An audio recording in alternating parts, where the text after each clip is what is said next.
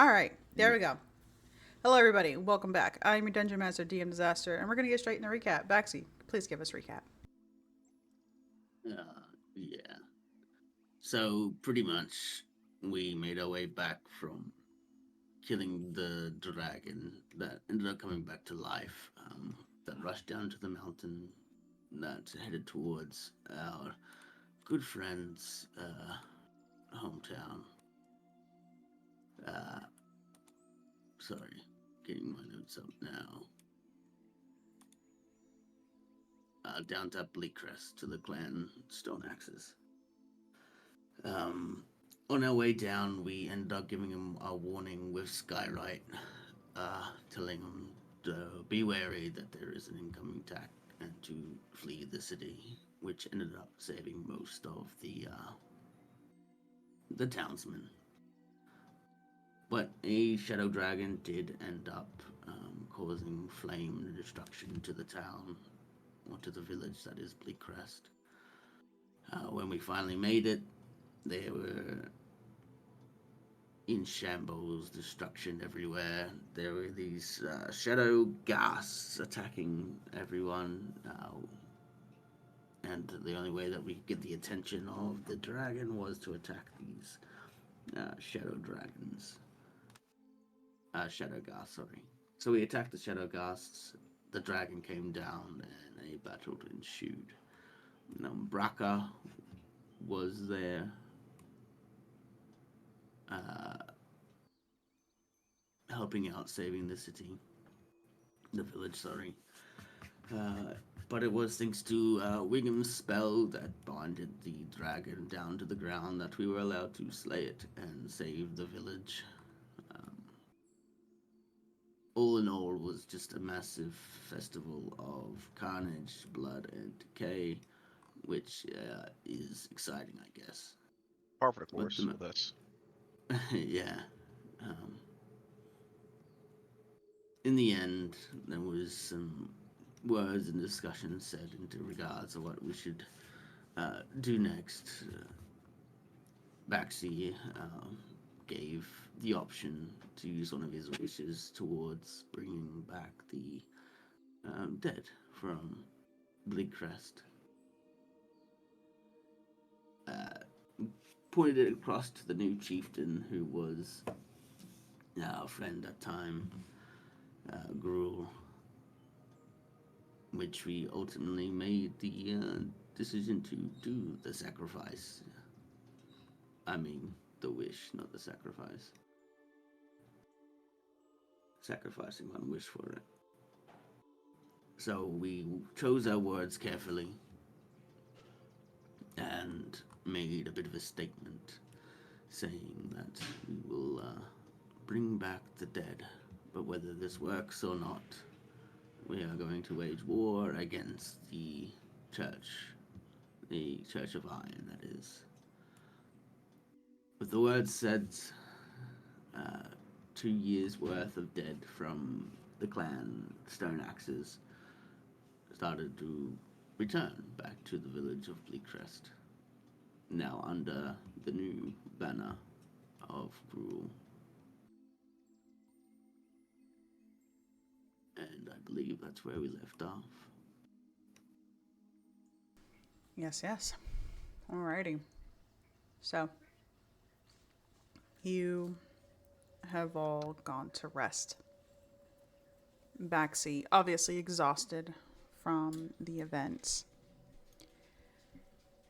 Gruel takes his time to wander around the village, reacquaint himself with it, with the people.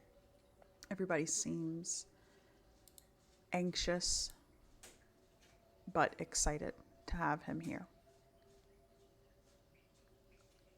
That evening, a festivity is happening. People who have died for various reasons for these last couple of years while under Thraka's rule have now returned. This place was full before, but it's thriving now. You can see that Gruel's already in the process of working alongside Thraka and Burlock to build a plan for what's going to happen, how they're going to expand the village, expand the homes.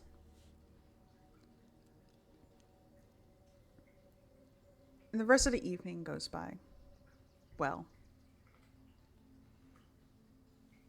those of you that are engaged with the festivities, it's fun, it's lively, music, drinking, games.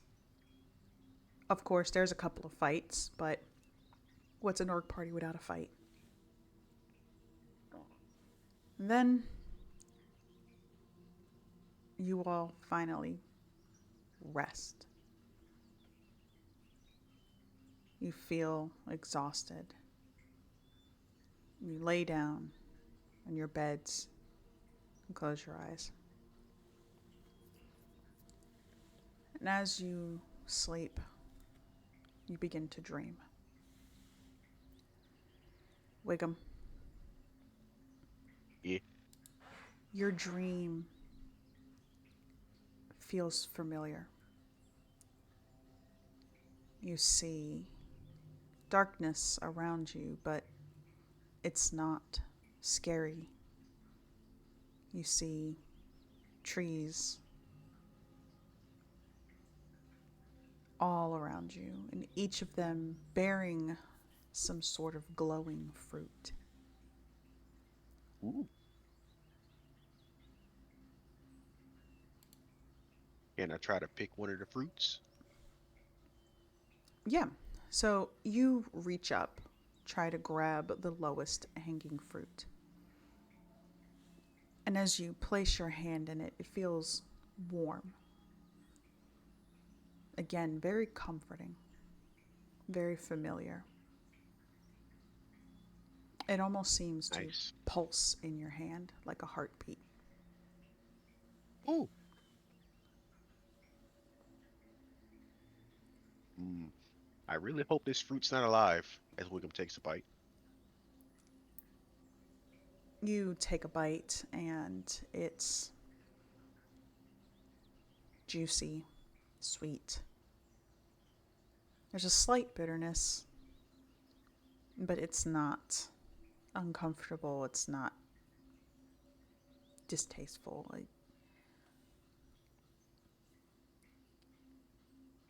You can see something as you're enjoying this fruit out of the corner of your eye.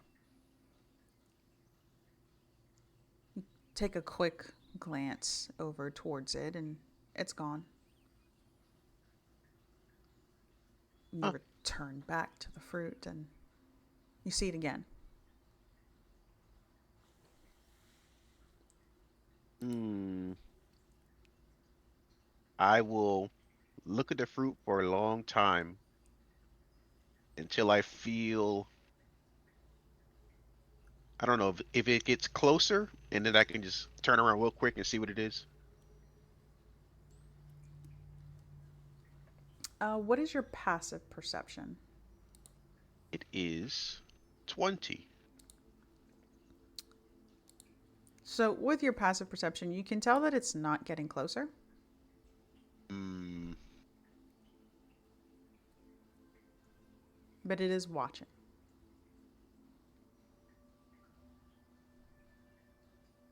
I'll pick another low-hanging fruit and toss it in the general direction of where I think it is. Want one?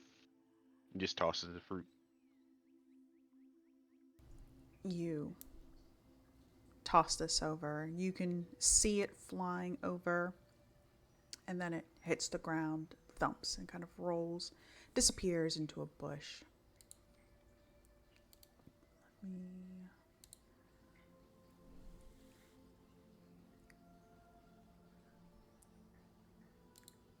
And it takes a moment, and you see these. The light itself almost kind of dimming as it appears like something is reaching to grab it. And then you see that very faint light slowly lifting. And it keeps lifting. The light is now almost halfway up this tree. And it keeps rising until you finally look up and you see a very tall, spindly human, you would assume, smiling at you. They're dressed in carnivalesque clothes, pinstripes, a jester's hat, very long fingers clutching onto the fruit, lifting it up to their mouth. It's painted red like a clown. They take a bite. And as they take a bite, you see razor sharp teeth. They bite into it, and whereas when you bit it, it was almost this glowing nectar that flowed from it. This one bites, and you see red.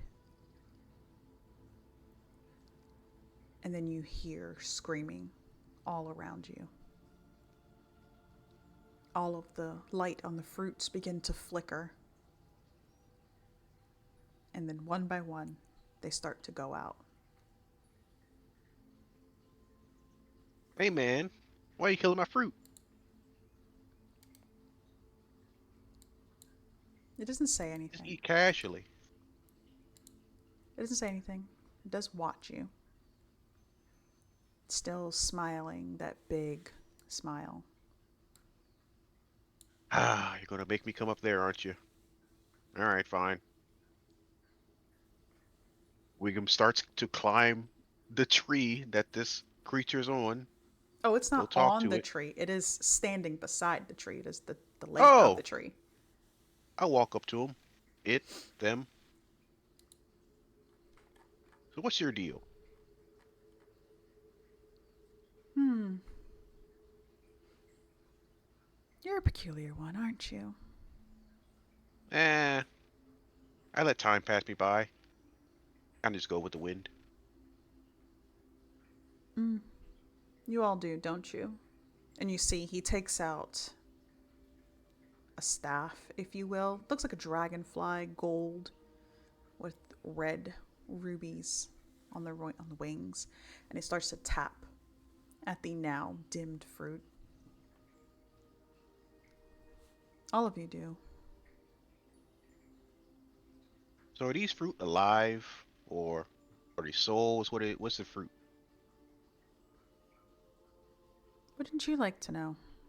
And he does a little dance, unnecessarily, just a little jig, and then he reaches out towards you. And as he does, you see a ticket appear in his hand. And he hands it over to you. Okay. Come to the What's the carnival if ticket you for? want to find out more. Okay, well, couple questions. Where's the carnival? And who are you? And where am I? That's a lot of Just those questions. A three. couple's too. Oh, that is true. Disregard the last one. First question. And he holds his hand out, waiting for you to speak. Oh, where's the carnival? The ticket will guide you. Second question. Who are you? My name? My name. There are many names. You can call me many, many, many of them. Many call me Light. Mr. Light, in fact. All right, Mr. Light. Name is Wiggum. Pleasure to meet you. And he gives you a very dramatic bow with a wave of his hand. Wiggum tries just does a normal bow, almost tumbles over. Oh, okay, cool. Okay. So follow this ticket then? Yes, please. The carnival awaits. And it's almost instantaneously. You see everything go dark. And then you awaken, and you are in the hut in Bleakcrest, and it's daytime. Do I have a ticket in my hand? You have a ticket in your hand. Oh, Baxy's not gonna like this. I Baxi, guess I go find Baxy. you are sleeping. Baxi, you have been exhausted all day from the events. You chose to forego sleeping, attuning yourself to this weapon that you have created with nothing but a wish. You fought a dragon not once but twice. You've witnessed loss, pain, and you just need to sleep. You sleep through the festivities. Nothing seems to rouse you. You are, for lack of a better word, dead to the world. And as you sleep, you dream. This dream is different, but it feels familiar. You feel like you've seen this place before. You're in the woods, pushing through the underbrush, making your way out. You're following a stream. And as you reach the edge, you find yourself looking at mountains as far as the eye can see.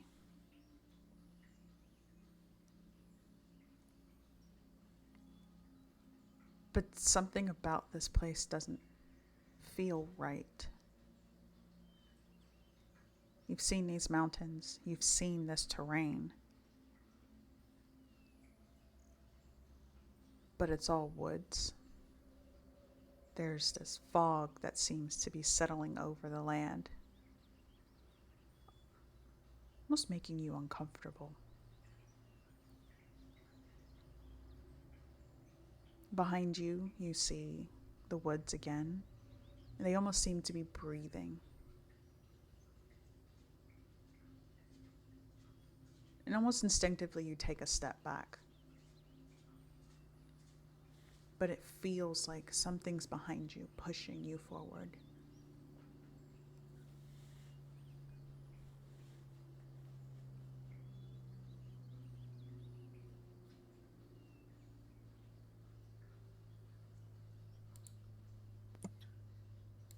Does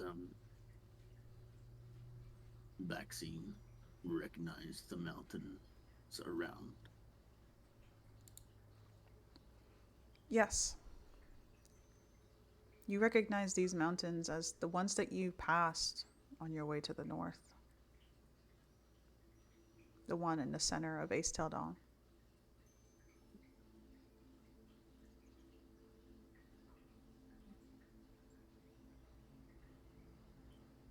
You'll just like look at the mountains, the fog around.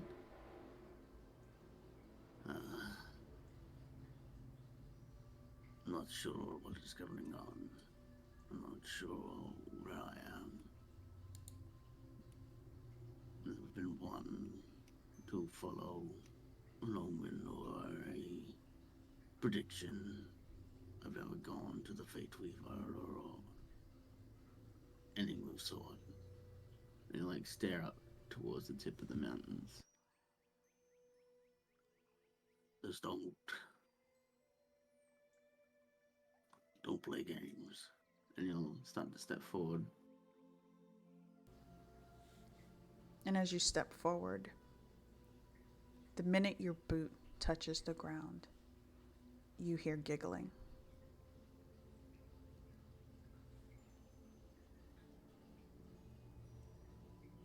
You'll turn to see where the giggling is.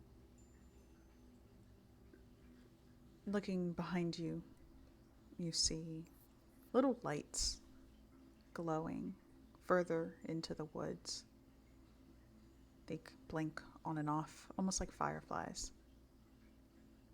Then you hear it again, but this time it's behind you again, facing the mountains. And as you Just, look, you see a very familiar face. You see your daughter.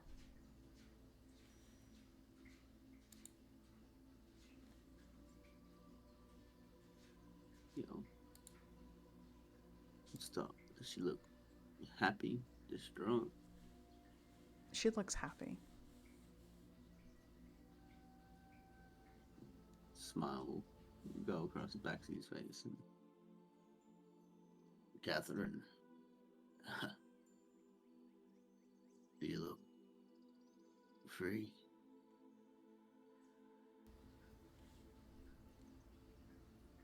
She turns and looks at you, your voice carrying with the wind.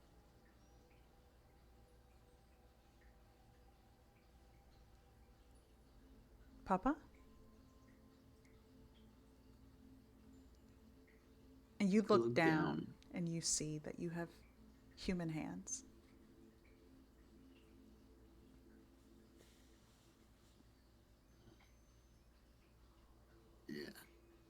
Yeah, Catherine. It is me, your dad. It's been a while. I'm sorry I've been away for so long.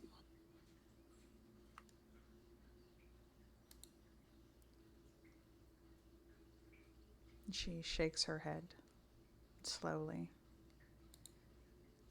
It's all right. Are you here for the carnival?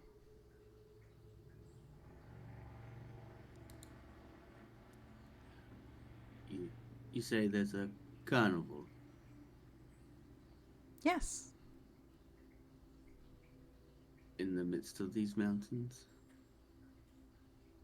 And she turns and looks behind her. You see that there's this flash of confusion. Mountains. And she points behind you. No, Papa. There. And almost as if on cue, you see light behind you. You turn around and you see that you're at the threshold of a carnival.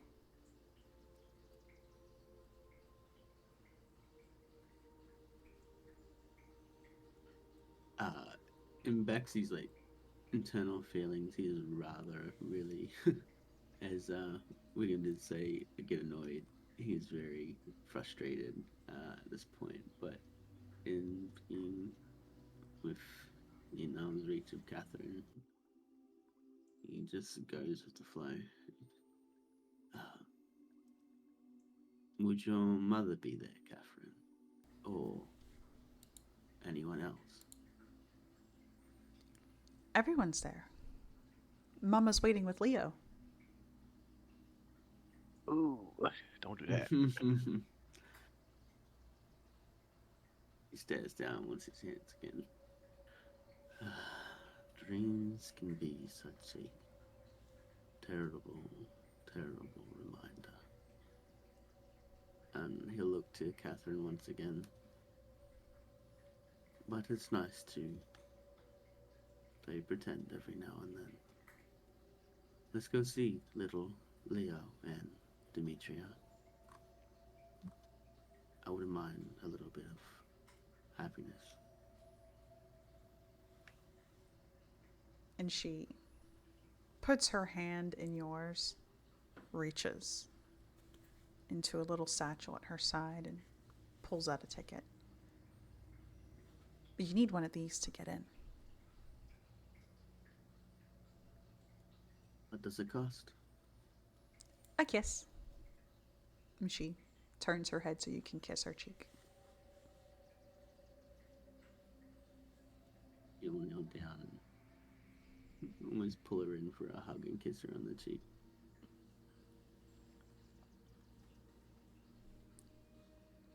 You give her a hug and a kiss. Of course, she giggles.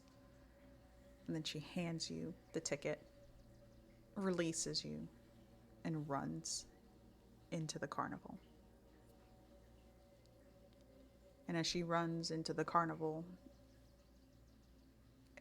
all the lights begin to go off until you're plunged in darkness. You wake up and you see Wiggum standing beside you.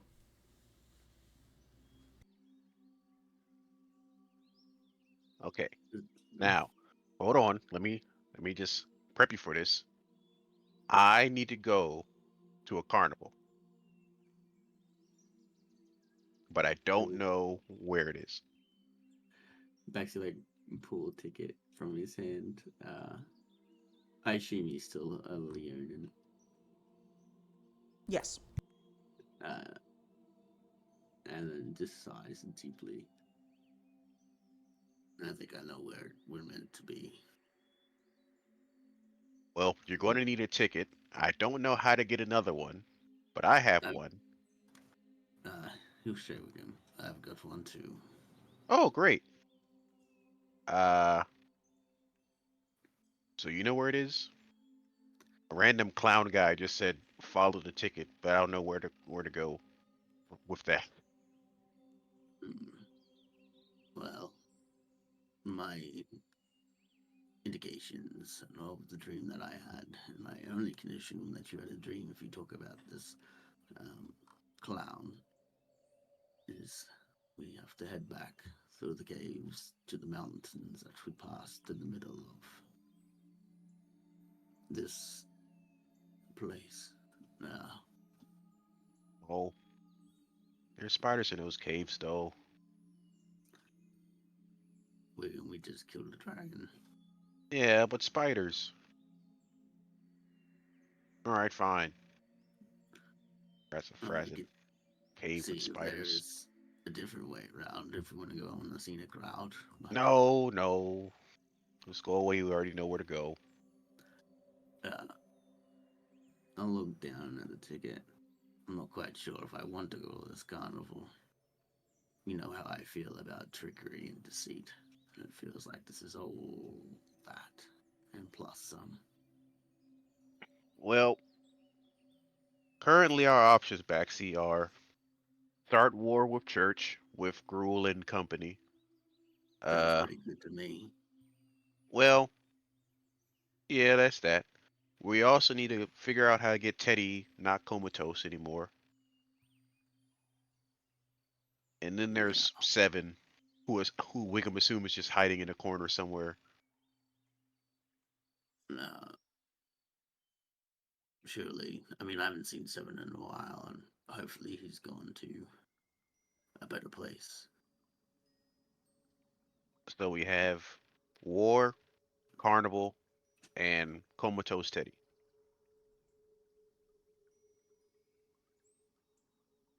Well, Me personally, I would love to go to a carnival right now.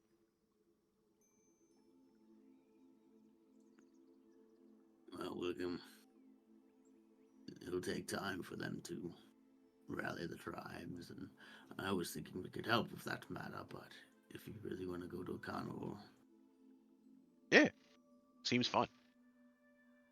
hmm, they use my family as a bait. It doesn't seem like a fun idea for me, but who knows? This place is a wicked, strange place. Uh, in my invitation, Wiggum does air quotes. I was eating the fruit. I think it was a spirit or something. And then the clown guy ate a fruit, and all the fruit started screaming. It doesn't sound foreboding at all. Nah, I'll be fine. You remember when Gruel was being ailed by all these ghosts, and you said, "Nah, it'll be right." It It turned wasn't out all right. right. Mm, Gruel's now the leader of his people. Yeah.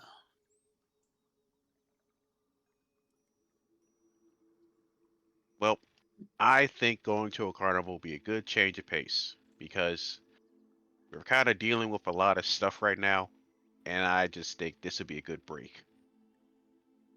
Going into a carnival that both decided to give us tickets in a dream. Yes. You know I don't like this stuff, William, but if you're so keen to investigate some sort of dream, then who am I to stop your fun? All right, So yeah, let's go. no, Also, what I about? don't know where to go. I'll lead the way. Uh, what about Teddy? Uh, Is I believe Veronica to Gruel's look after dad him? said he would take care of Teddy while we're gone. Well, we can Mm, always just wheelbarrow him. no, he's probably more safer in under Gruel's guys. I know Gruel wouldn't let anything happen to him. I think leadership does strange things to people. It could be totally different when we come back. Eh, I think Gruel will still be Gruel. Might have a little bit more responsibilities, but I think he'll still be him. Gruel with responsibilities is quite scary. Well, he has his dad and brother to help him out. Have you seen his brother? His brother's a jerk. Well, I think he was kind of dealt a bad hand, and then everything was kind of dumped on him. So I don't feel like he's that big of a jerk for no reason. He went to war knowing that he would die, leaving his partner to raise a little one alone. So sounds like a jerk to me. Yeah, well, I just think everyone tried what they thought was the right option, and you don't really know what's right until you try. That's why we're going to this carnival. Yeah. And who knows, Baxi? Maybe we'll find a way to turn you back into a person. Well, you're already a person. Uh, a human person. That's the last thing on my mind. I just want to see my family safe. Well, maybe this will help us do that. I highly doubt it. Wiggum holds the ticket up like a dowsing rod to see if it lights up if he walks into a certain direction. Hmm. Perhaps we should get some provisions before we go, William. Hmm. Oh, right. Just pointing it in random directions, see if anything happens if he points it in any direction. Nothing happens. Hmm. He just keeps doing that until something happens. Or I feel Baxi like does something. if he's just like, yeah, if he's spinning in 360 degrees or like flick him in an ear or whatnot. Ow! What do you mean that was the ticket? Must go that way. And I'll keep like flicking his ears until we go to like a shop and we can drop off provisions and I wanna if we're leaving Bleakcrest, I wanna give all the medicine that we had that we took for ourselves to take care of frostbite. Um, in speaking of that, do we see a lot of people who are still being hindered by the disease? Yes, but you do see that the people who are coming in have supplies. Okay.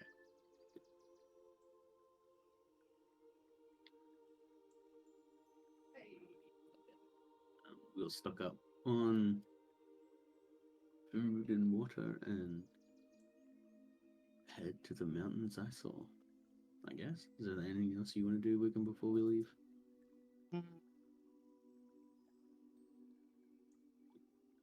I never did get mountain climbing supplies, but I don't think I need them anymore, so I'm good.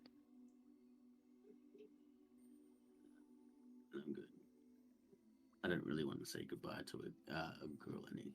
Also, I just want to leave. I left a note on his back before he got up, and it said "See you later." So I think we're good. Sounds good to me. All right. So, finalizing anything that you need to before you step out. You all finally exit. You see Seven's kind of lingering behind, keeping a distance, but it's more like if you were to take a couple of paces forward, he's a couple of paces behind you. See, I told you he was going to come along. I fed a dog once and it did exactly the same thing. So if we start feeding it, it'll leave. Let's just see what happens.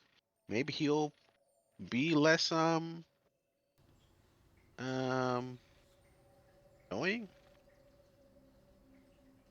He difficult to work with. kind of runs up. Hey guys. I sorry to bother you. I know that you didn't really want me around. I totally get that. My dad didn't really want me around either. Anyways, did did any of you get a ticket last night? Nope. Oh, okay. Nope, that's fine. Yeah. And he kind of pats his thighs a bit, and then I'm I'm gonna go. And he points forward in the direction that you're all heading. I'm not Well, following you. I'm just going that way too. okay. All right. You wanna? We're gonna have a little break. If you wanna go ahead. Um, yeah, yeah, yeah. You might catch me taking a break a little further up ahead. It's totally fine. Okay. And he kind of walks past you. You see him looking at the two of you almost longingly, and then he picks up his pace and continues on down the road. So do you just not like Seven at all? Me, no, because he doesn't speak any truths.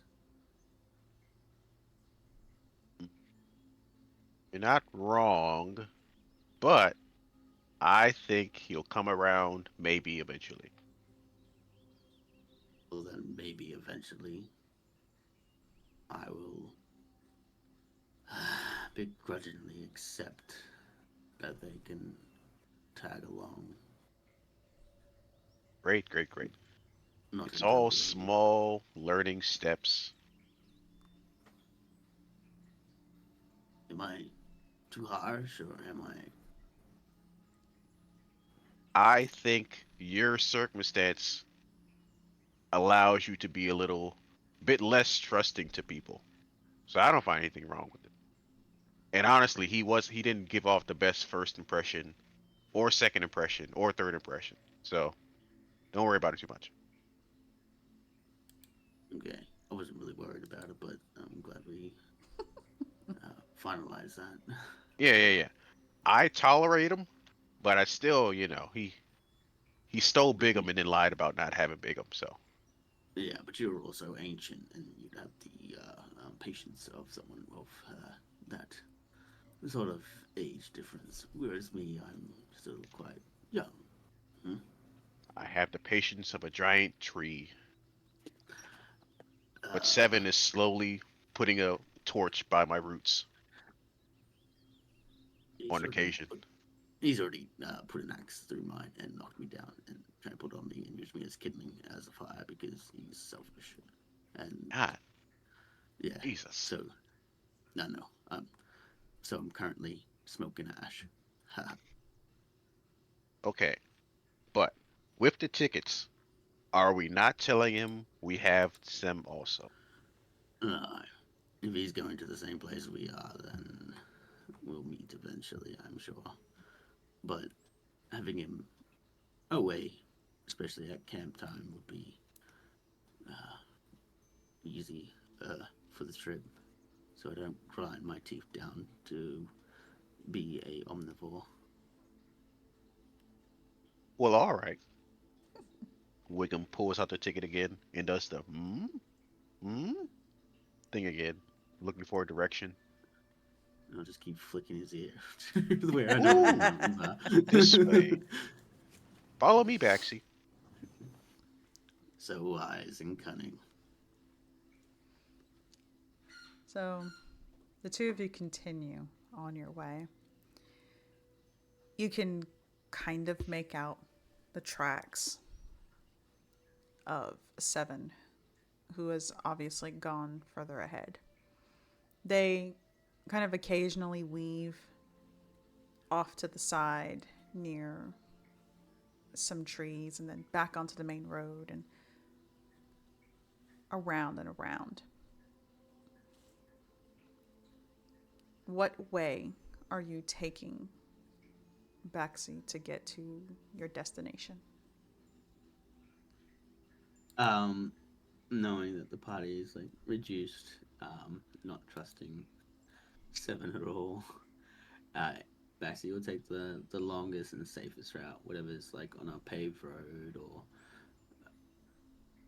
known where there are people. Okay. Just taking his time. And if we go to a town, we'll stop at a town. He's not very keen on the carnival, so he's just taking his time and making sure everyone's safe. Mm-hmm. Okay. So you carry on through the main road. And let's get you back on the map. So you know where you're at. The main road would be straight through. So the white one would be the main road, and then the dark one would be the underground path that you took. So on your journey, you would most likely reach Windchill and Avalanche before making your way out to Bancraig. Yeah, and as we pass through Windchill and Avalanche, because they are different clans, like Clan Ironjaw and the Bone Breakers, I'll pass word that Bleakcrest are thinking of unifying the tribes to send messengers or at least sending word towards them that they could be interested. And then I'll basically spend half a night talking to each one of their leaders into the deeds that the Iron Church have done to Bleakcrest, and if anything has happened similar to them, that they are the cause of it, and that there may be a alliance being formed. All right. So that is going to take you 11 days to get through both Windchill and Avalanche. Um, so make sure that you get your long rests accounted for that, as well as yeah. So that's just going to take you the 11 days just to get through there, and then you're going to get the additional 2 days just so you can stay and speak with the chieftains of each tribe. If that's all right with Wickham. I'm fine with it. Wiggum doesn't know where to go. You're guiding this by flicking his ear every like 30 minutes or whatever. No. So, Baxi, when you reach Avalanche, every night that you have taken a rest, you're almost given a very similar dream. You see Catherine outside of the carnival. She's mentioning that Leo and Demetria are inside the carnival and they're waiting. Each time she's wearing something different. Her hair is done differently. There are other times where you might see Leo just past the ticket gate. But any time you would try to step forward towards it, you awaken.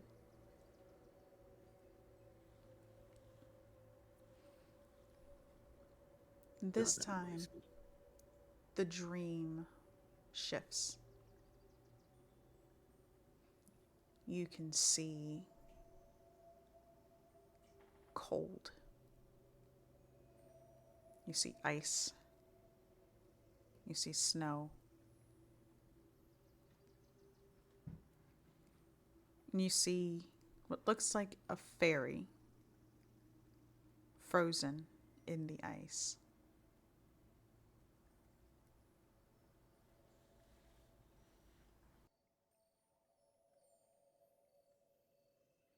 Mm. No, fine. I will try to get this frozen fairy, warm them up, and see if I can do anything.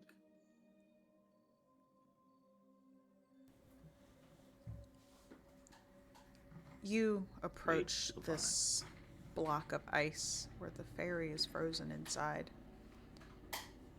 You make fire, you're melting it, and it's a very slow process. And then you see, eventually, the bottom half of the fairy. This ice has melted off. You can see its toes beginning to wiggle. And you keep doing it, keep melting. And eventually, you see its torso shifting, almost as if it's trying to push itself out. And then its arms get free and it starts to wave them around. And then finally, the entire block of ice has melted. You see the fairy is lying there. It's small, about the size of Wiggum's hand.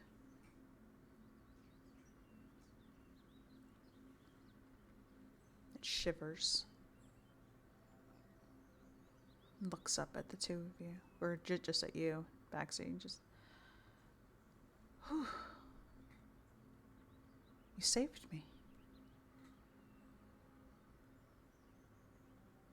Many days and many nights I've had a dream where I've always been invited to this carnival by people who are not here, but who I wish are here. You are different. You are an abnormality. Of course I saved you.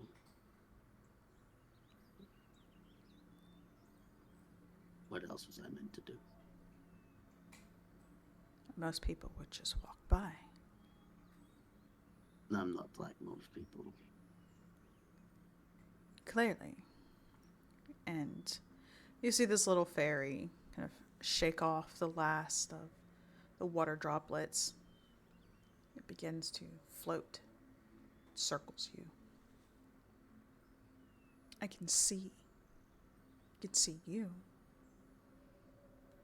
I can see inside of you. You're not a beast, are you?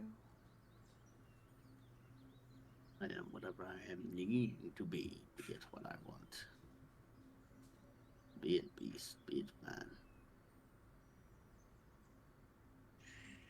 What's your name?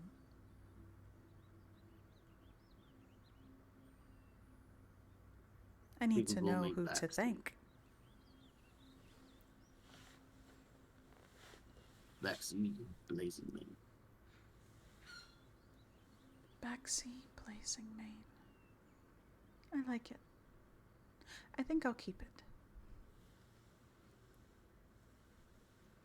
Thank you. And you see as they go to say your name, but no words come out. It's almost muffled. I'll see you at the carnival.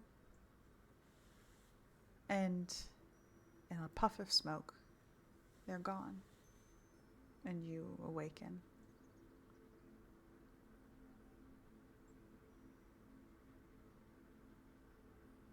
As soon as like Wigan wakes up, I see him. You wake up, Wiggum's just reading a book. Do you keep having the same recurring dream as we get close to this carnival? Mm, the clown hasn't showed up again, so probably not. Every night I see my little daughter Catherine and this boy who is called Leo dancing and prancing around the carnival. But last night was a different one. There was a fairy that I saved from a block of ice. Didn't introduce themselves. They said thank you. And just wanted to know my name. The going to the carnival of saving people. I will save. I will try to save as many people as we can who deserve it. Fairies, though, I've never met or know much about. They said that they would take my name. Does that mean anything at all?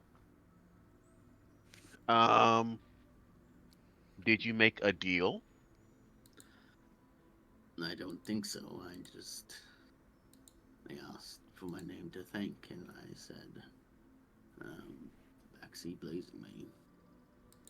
As you go to Oh, say your name, it almost seems like something is caught in your throat. You can't get the words out.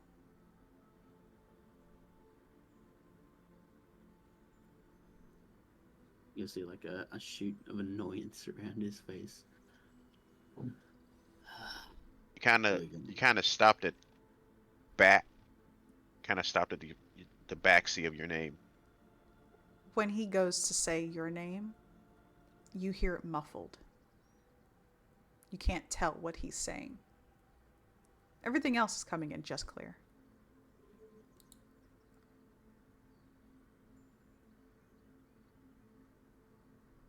That's going to prove.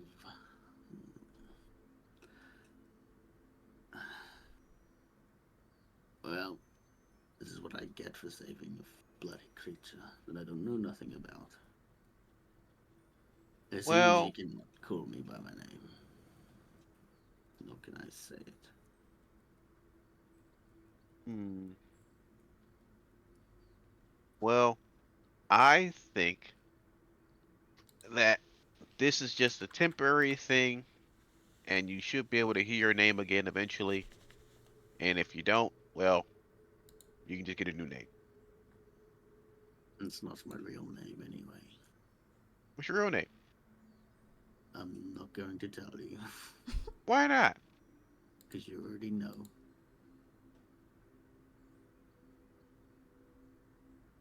All right, fine.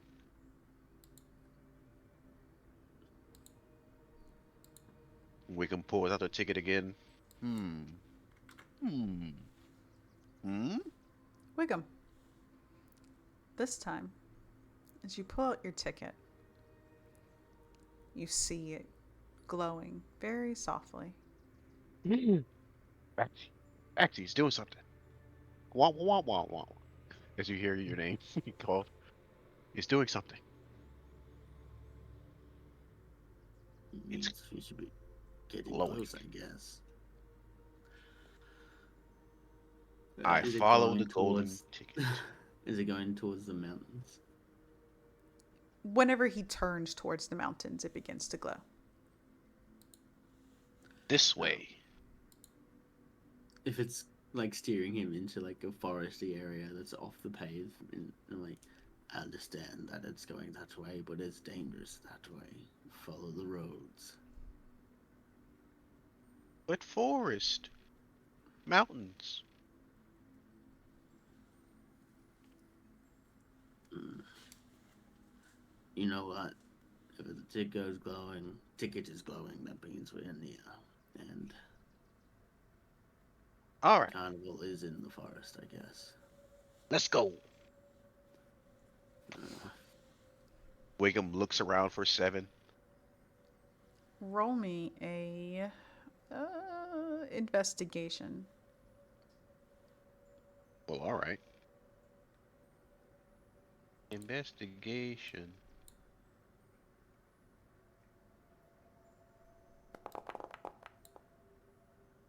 Eight. You don't notice anything. You haven't He'll seen turn up any eventually. tracks either. Maybe he wasn't here the whole time. Well, Truly, that means the gods has blessed us. well, it looks like 7 either was eaten by a monster or went ahead of us or is behind us. Let's hope One it's of the those 3. first one. Well, well, it could happen. But ticket, Mm-hmm. ticket, ticket, ticket, ticket, ticket. You see Wiggum slowly walking into the forest, following the ticket.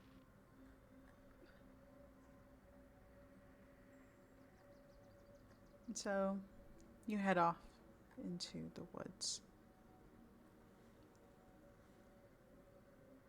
Backseat, this seems familiar. You're moving through the underbrush, pushing past vines and low hanging branches. Everything around you starts to get foggy to the point you can't even see your own hand in front of your face.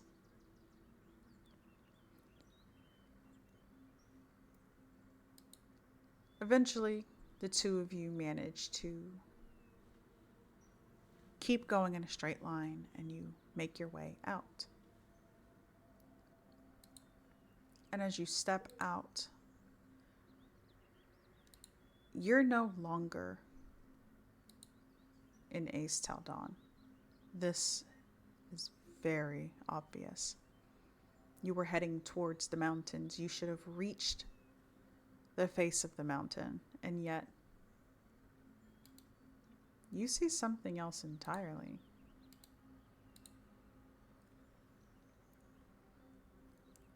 You see what appears to be a carnival. You're standing just outside of it. On a pathway, you see lights strung up everywhere. There's a big ticket booth, and you see that there is a fairy dancing on top of it.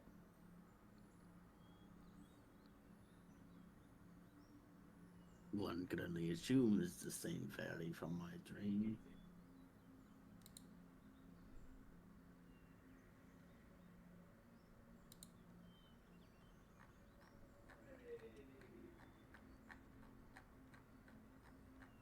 Is it the same fairy?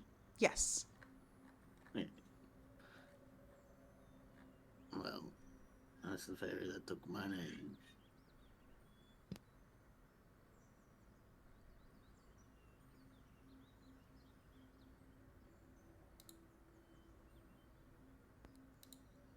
Uh, William, are you there? Or is I'm it here. colorful taking your voice as well?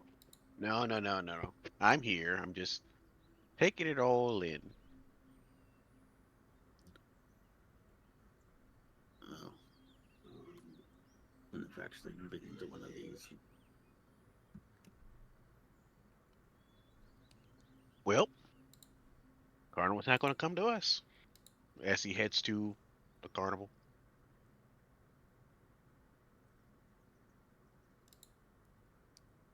So you step up to the carnival itself. You make your way in, You step up to the ticket booth itself. You see that there's a small line of people.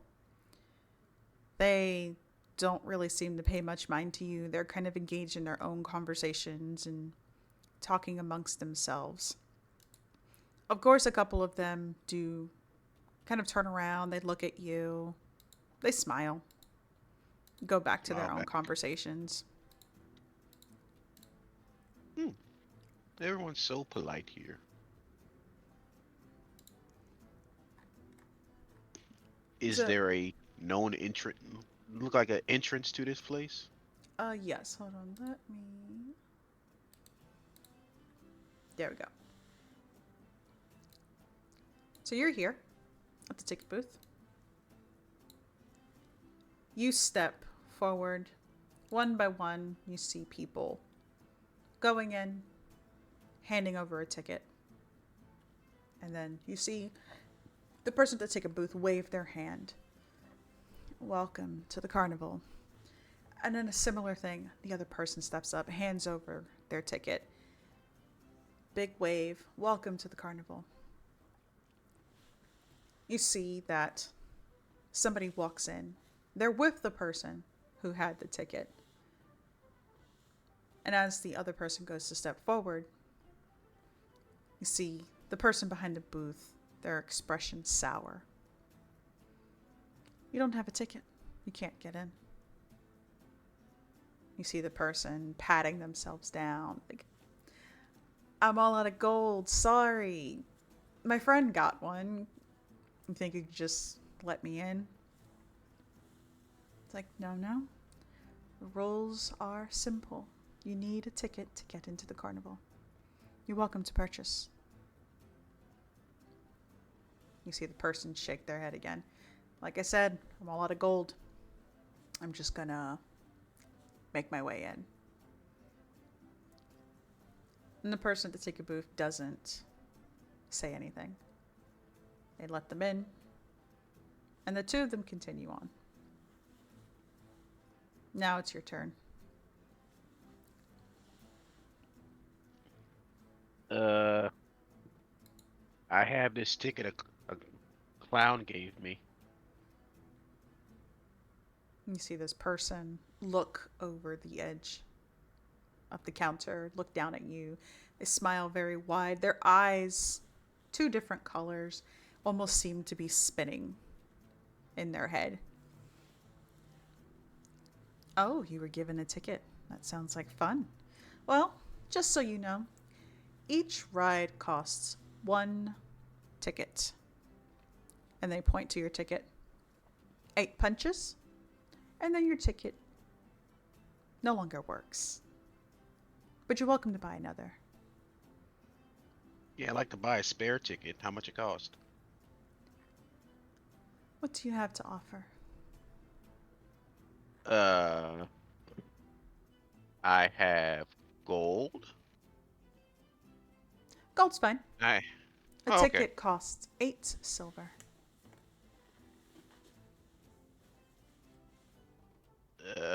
Do you take change? I only have gold on me.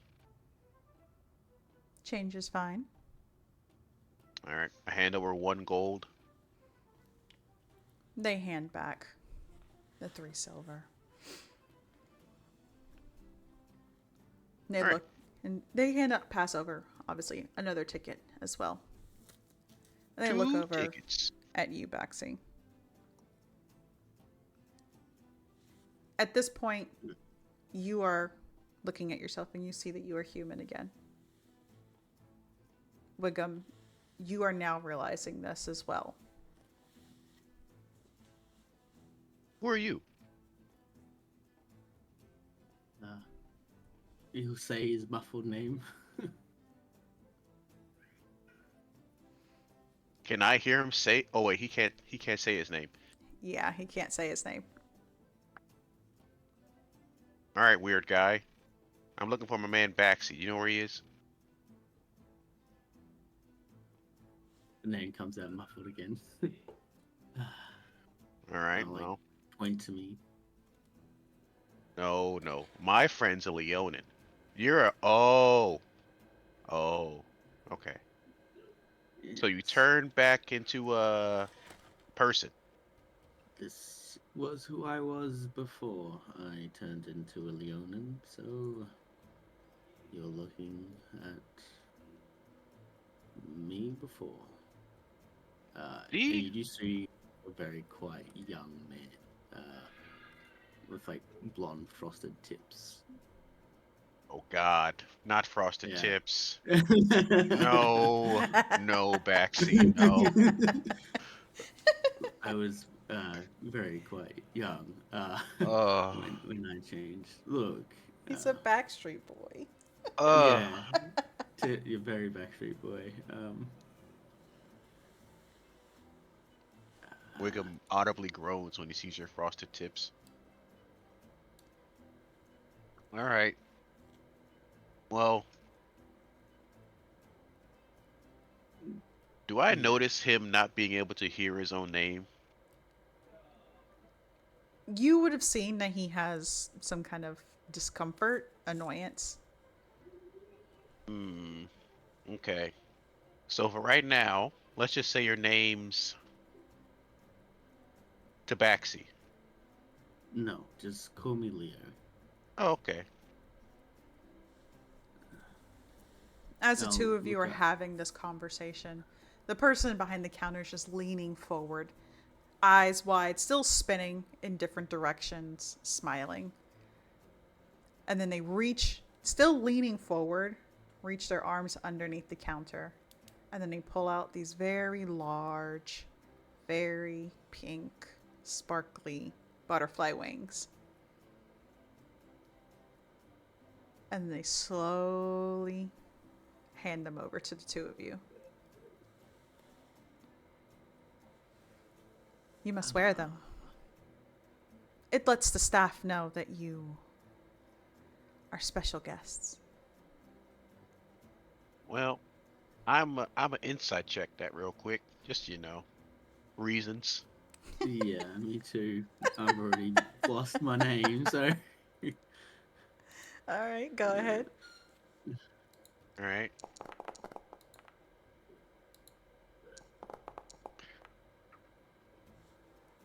Freaking butterfly wings stuck to me and I turn into a butterfly. No, you can see that it's she's just telling you like you're a special guest. You can see that there are a couple of other people walking around and they have these butterfly wings on too. They All don't right. seem to be staff. Okay. Well, Leo, they seem on the up and up. I think the wings are fine. As Wiggum puts them on like a backpack that's slightly too big for him. Yep. and I'm definitely gonna put him on then like a coat that's way too small for him.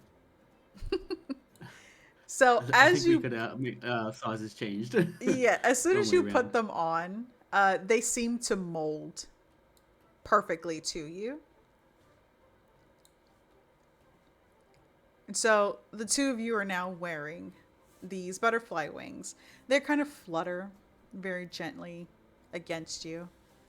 You think you hear almost like a jingling sound, but you don't see any bells attached to it.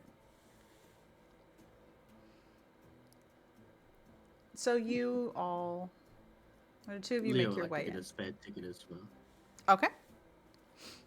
He'll hand over the 7 silver.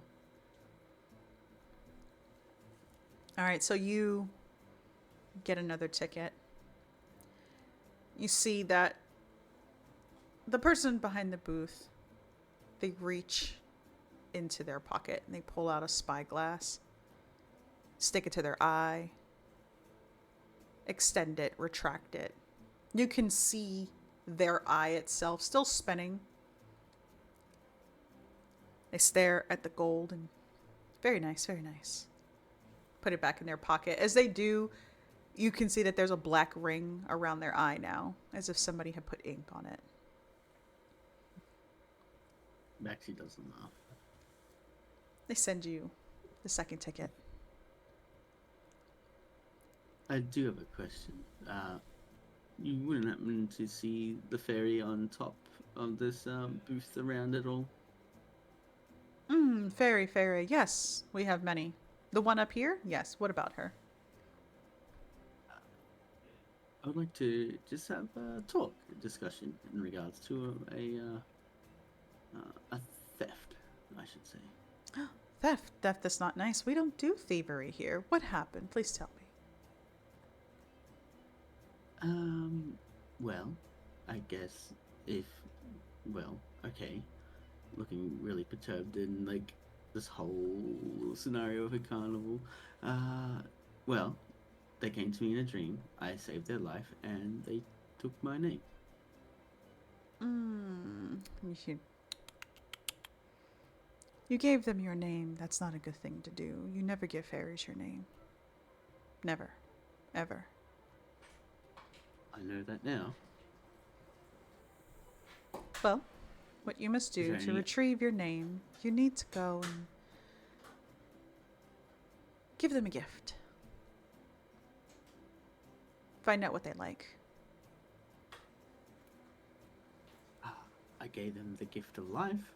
Shouldn't that be enough? Perhaps, perhaps not. I don't know.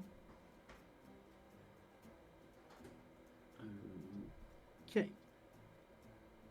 Well, is there any other rules or things that I should watch out for? I'm not used to carnivals or festivities at all.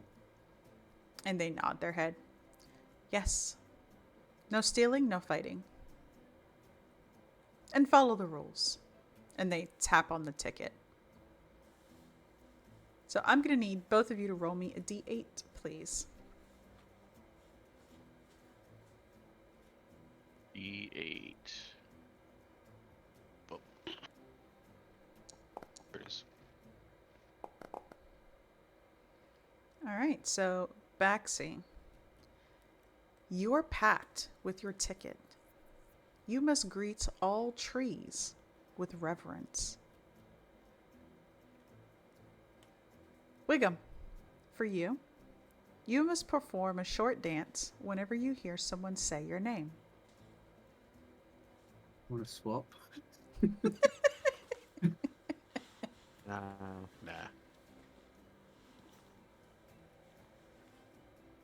Well, no one knows my name yet, so I'm all right. And you see the person at the ticket booth clap, giggle excitedly. Follow the rules. Everything will be fine.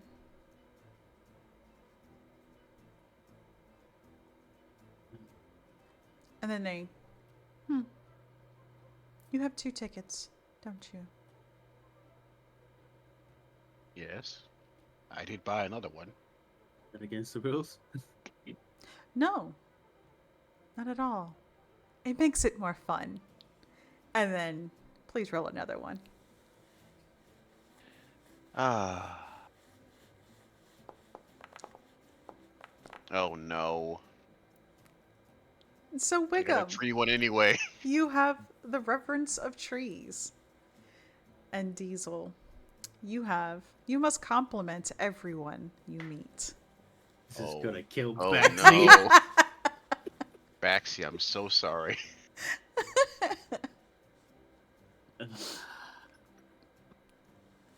Well, you've been utterly so helpful with your explaining of the rules. 2 tickets equal twice the price, right? And twice the fun. Yeah, fun is the prize. Before we leave, and we must leave shortly, unfortunately, would you be able to tell me if there are certain individuals here? If I give you a name? Though I shouldn't give you a name. That's probably not a smart idea. Never mind. I'll look. Thank you for your hospitality. And he waves his hand, big flourish. You see sparkles at his fingertips. Have fun. Come. Enjoy the carnival. Come, Wiggum, we gotta go. Wiggum. He does like, I don't know, a little jig. Mm-hmm. Da, da, da, da, da, da, da, da, da, da, da. Why am I dancing? I don't know, but it's a rather good jingle. Come on, Leo, let's go. And so you step past the ticket booth. Your wings on your back flutter a little bit more. You hear the jingling of the bells. And on top of having the tickets in your hands, a map of the carnival appears in your second hand.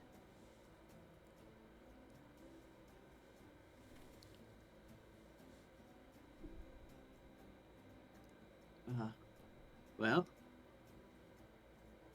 Where do you want to start? We got well, Bubble Pop, Teapot, Pixie Kingdom, Big Top, Parasail. Ooh, Silver Song Lake. That sounds nice. we're here to meet your friend the Light, I believe. Yes? Well, he was a clown, so probably the Big Top. Let's head there first. And the Light point. And if that goes fail, we could always go to the staff area and see if the clown is there. Every tree I pass, I give a deep bow. Baxi just does the same, just following whatever Wiggum does. Yes, yes. And so you make your way over to Big Top. You see that there are people all around you getting on rides, getting some snacks. And every time they go for a ride, you see someone stamp the ticket. You carry on. You don't want the rides. You want to go to the Big Top. You can see that the roof of this tent reaches very high. 3 swooping peaks, topped with spinning gold stars. Painted wooden panels on the tent walls whirl with colorful motion, displaying vibrant circus performances. The sound of music and laughter drifts out through the canvas door. As you step in, you see in the center pixies are racing chariots pulled by weasels. You see a troop of 8 clowns launching themselves from a cannon. All of them launched into the air, somersaulting, landing in a very neat pyramid. You see a Nice. goblin juggler catching and juggling any tiny object that's tossed to her. You see people throwing coins and little bags of candy, toys. Very easily, she catches it, continues to juggle.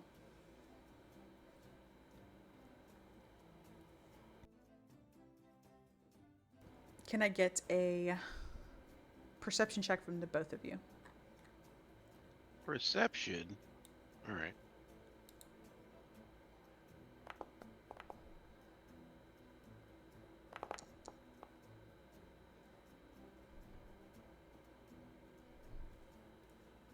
Okay. So,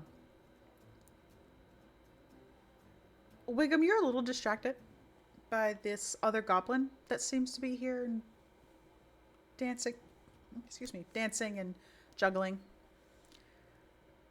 Baxi, you're the first one to see this person, though. You see a very rotund man in a tweed trench coat, a big flower pinned to the collar of it. He has a cane in his hand. He's kind of walking around the center stage. He has a big top hat with a very similar flower on it. Anybody who's walking by, he pauses and smiles, gives him a nod. Anybody who approaches him, he engages in conversation. And then he makes eye contact with you. Gives you a very similar, very wide grin. And he starts to make his way over to you.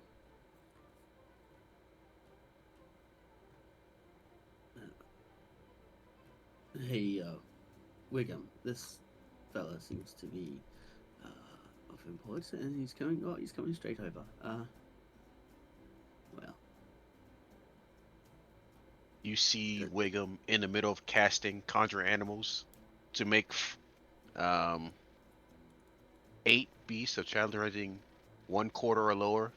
I just make 8 squirrels and toss it at the female goblin. Juggle these. You do that. She tosses back the items that were thrown to her as you're throwing these squirrels. And it's almost like the two of you are putting up on a performance together. Baxter, you're watching this. He's tossing squirrels, she's catching them. And so she's juggling these 8 squirrels as this man finally comes up beside you. Hello. Welcome. it's yeah, it's good to be here, I guess. Oh, come now. It's a great time to be here. It's a carnival. Festivities, fun, of course. Who doesn't like to have fun?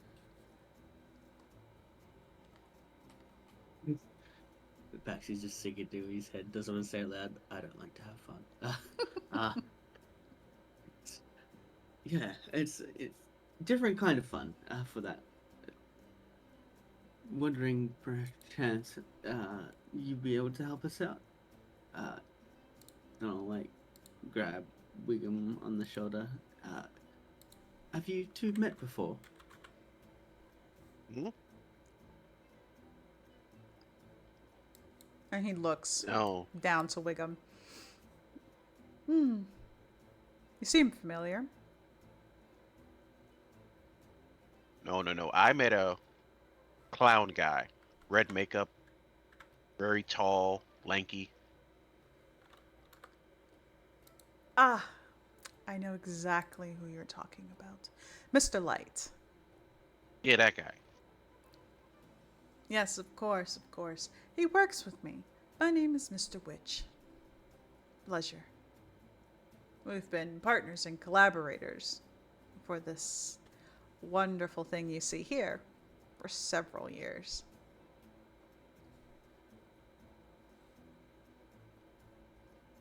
So is it a carnival every 7 years or a carnival every year for the past 7 years? Several. Many, many years. Congratulations. It's a pretty good setup you got here. Thank you. Yeah, it's a very good, very over the top setup. Well, I would hope so. This is the big top. He did get you there, Baxi. And it's You just hear wah almost wah wah wah wah when you hear your name. as he is kind of agreeing and nodding with you, you see out of the corner of your eye, Baxi, something come flipping into the big top, landing in a seat just in front of you. You see it's a very thin, lanky man. He's wearing a jester's costume. His face painted white. He has a dragonfly staff in his hand. Hey, I know that guy. Oh, hello, hello. That's the guy. Hello. Very nice face paint you've got. And he pats his hands on his cheeks. Face paint? No, not face paint. This is my face. Would you like some face paint? No, no, no, no. I'm fine, thank you very much. Oh, are you sure? The children would love it. Uh, and then he like thinks back to Demetria, and if she's at all around, he's just thinking to himself, he's like, it's probably not true, but you know what? Please do some face paint, and can you make it into a like a black line? No, a lion. Lions are scary. I suppose I can. And he grabs your face. You're not even certain what he's doing. He's tugging your cheeks, he's pulling at your eyebrows, kind of rubbing his hands all over your face. Your face morphs from a human into that of a black Leonin. Everything else is still human.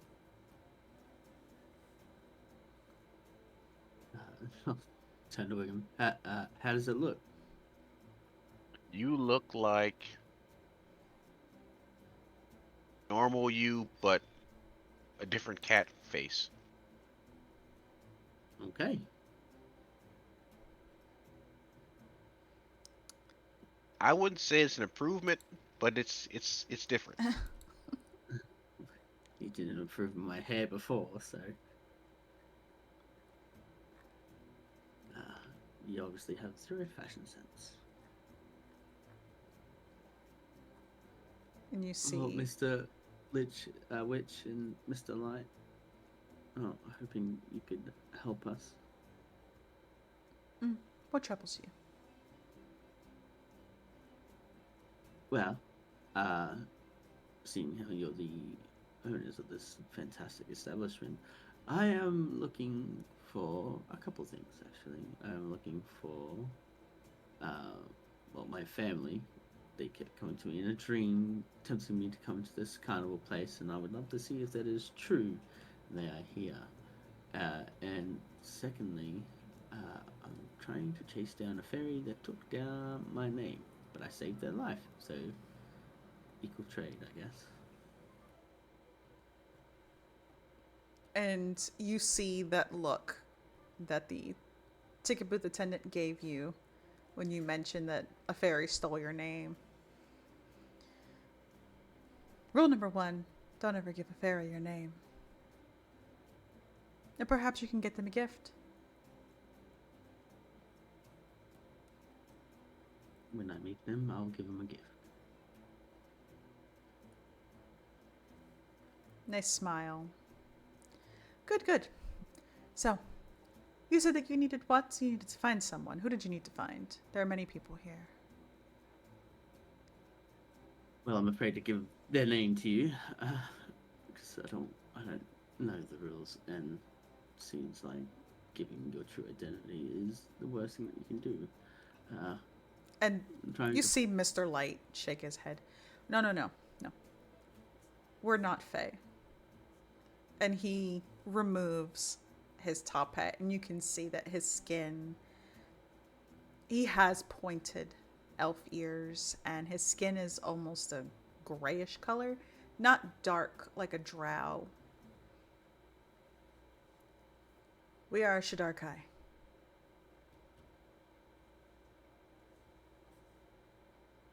Oh, uh, Uh, well, Leo, do you know what that is? I don't know what that is. I would just know full elf, high elf, dark elf, and the occasional wood elf. And would mhm. Baxi know?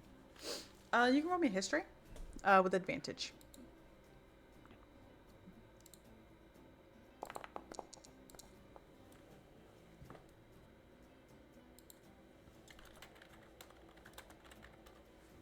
So, you're not entirely certain what the Shadar Kai are.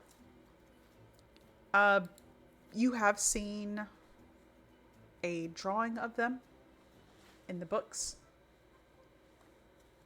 at the temples, at the churches, and everything. They would have been mentioned, they would have been. You would have been told to steer clear of them. They are bound to the Shadowfell and as such are evil.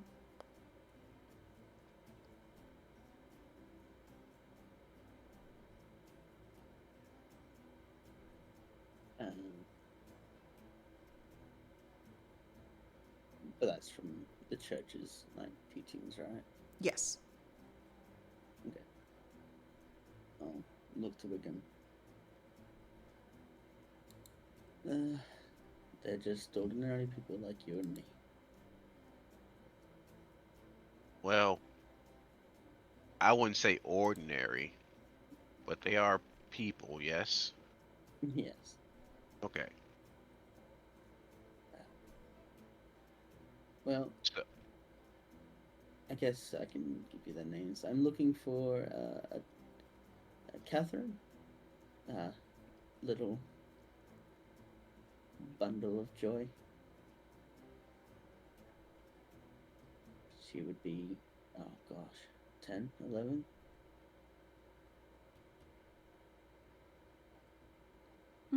Catherine. You're looking for a Catherine. She's traveling with her family. Or is she here alone? Is with her brother. I didn't see her. Oh, her brother. And the brother's name? Leo. Leo. Catherine and Leo. Leo and Catherine. I haven't heard of them, but perhaps we can search for them. It's alright. I don't think they'll be here. But I believe you and this young goblin here have a conversation that needs to be had.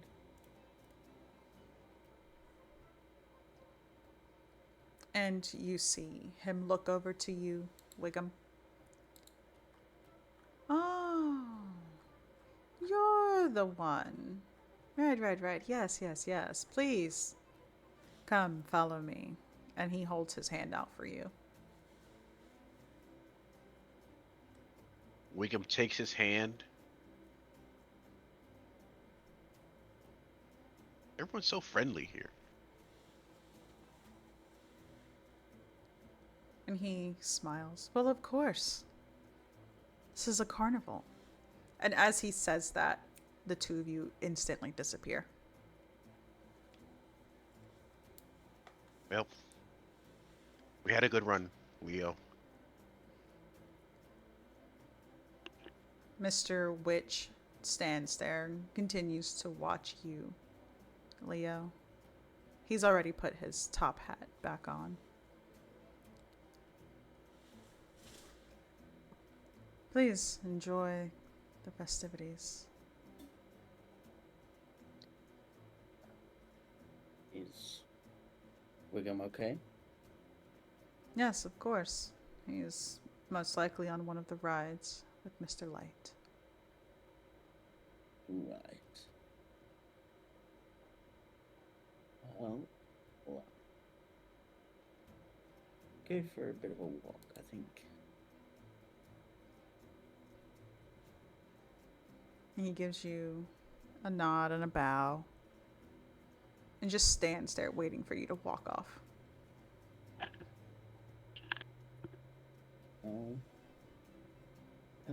Go for a walk and look around to see if I can see Wiggum on any rides, see if I can see my daughter, my son, my wife, or anything like that as I walk around. All right.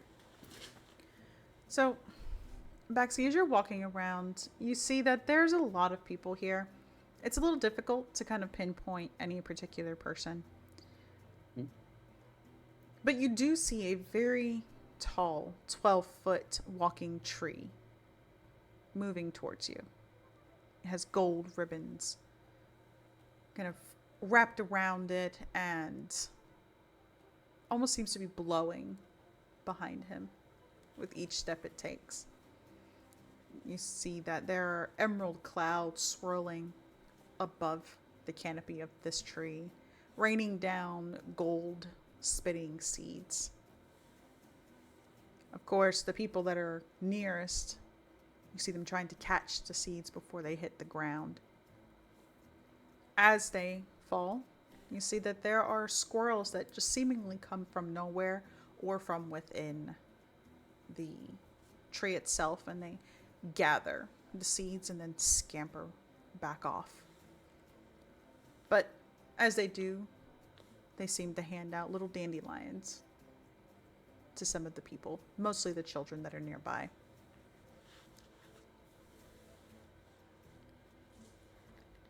I think, not wanting to break the rules, uh, Baxi would come over, and as this tree walks towards him, he would extend, say, "Oh, malevolent tree, I hope that you are having fun and enjoying yourself, that nothing is hurting you, and that you are enjoying yourself, as you give to everyone around us. Know that you are loved and cherished."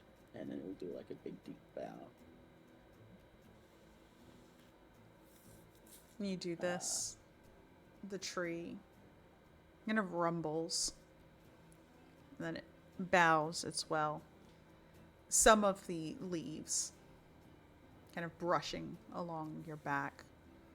And you see one of the squirrels come down, and it hands you a dandelion.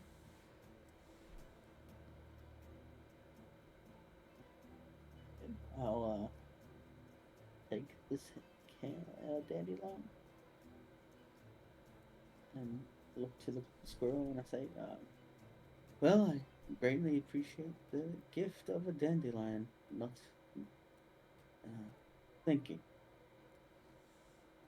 You see that the people around you that have these dandelions, they're holding it very, very close, very tight.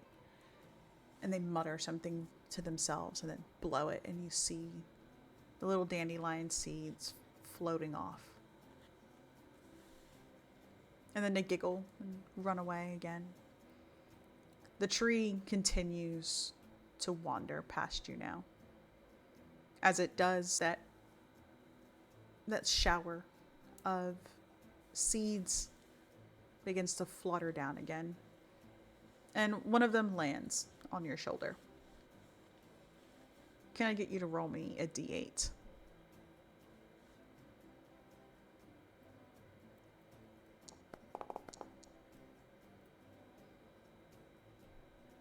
Okay.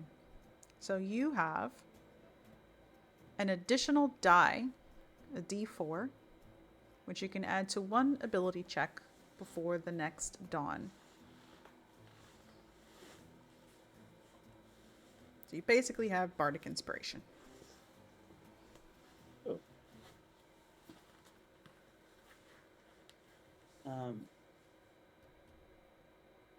I guess.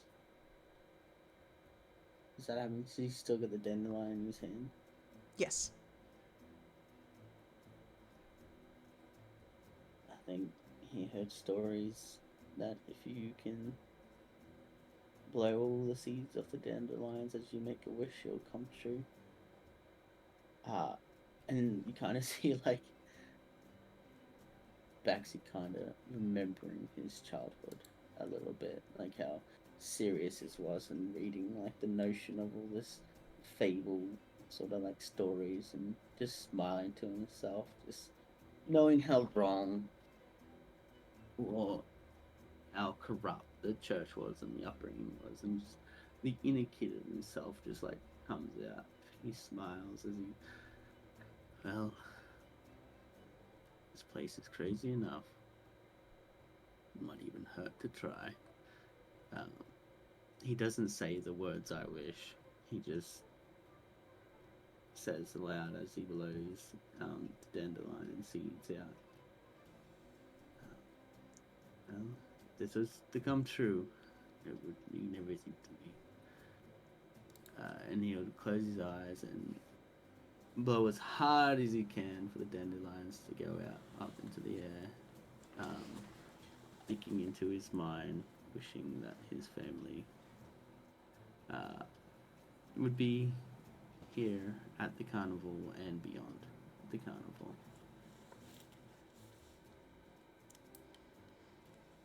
And you blow the dandelion, the seeds breaking off. You watch as they glimmer, twirl, and float away. You hear a giggle, and you feel something tugging.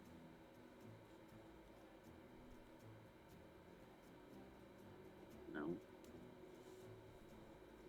Like, with amusement and the smile on his face, looks towards what was tugging. And you see Leo Jr.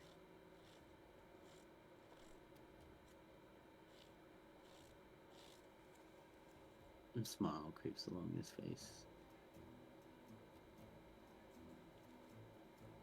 Hey, little fella. And he'll, like, kneel down. I'm not sure if this is true, but do you know where your sister is? As he, like, brings him into a hug.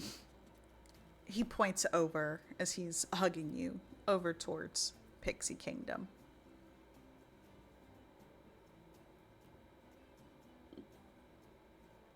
Hold his hand as we go towards Pixie Kingdom. Just asking what he's been up to in the carnival, what's he been doing, just almost losing himself in the moment. All right, so switching over to you, Wiggum. You are teleported with Mr. Light. You see yourself in Bubble Pop Teapot.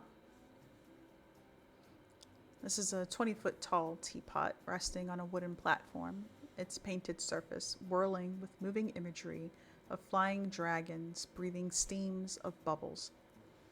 A door at the base of the teapot allows entry into its interior. Those who enter emerge from the spout enclosed in a bubble that detaches to float off around the carnival. 7 goblins sit around the platform, sipping tea from mismatched porcelain cups.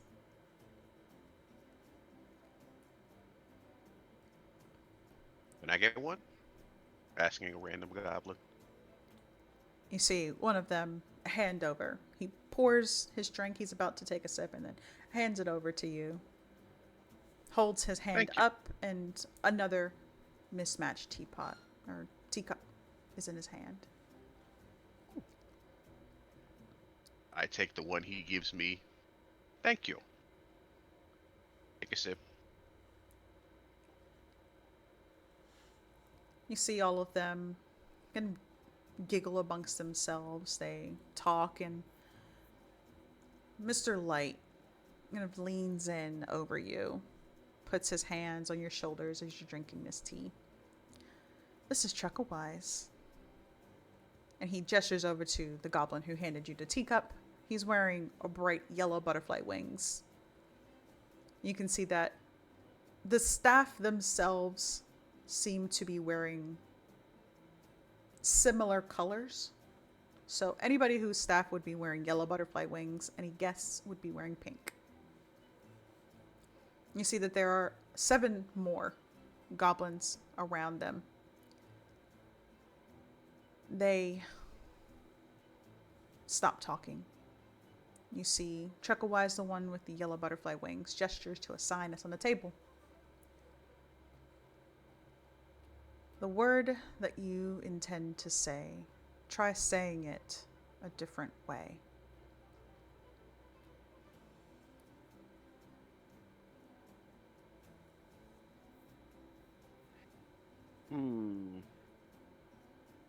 So I'm trying to say thank you. So I guess I would say in a language no one knows, gracias. And he shakes his head. No. And he gestures for you to enter into the teapot. Well, I'm not going to say no. So you In the teapot I go. step into the teapot, and as soon as the door closes, you hear this almost bubbling, whirling sound. You are encased in this really thick bubble, and you float up through the spout. Out, and you are now floating over the carnival. From where you're at your vantage point, you can see someone that appears to look like a Leonin-faced Baxi, hand in hand with the child walking towards Pixie Kingdom. You see people running around, laughing, having a good time. Oh, that's nice. And then, after about a minute of you floating around this carnival, it pops. And very slowly, you start to make your way back down.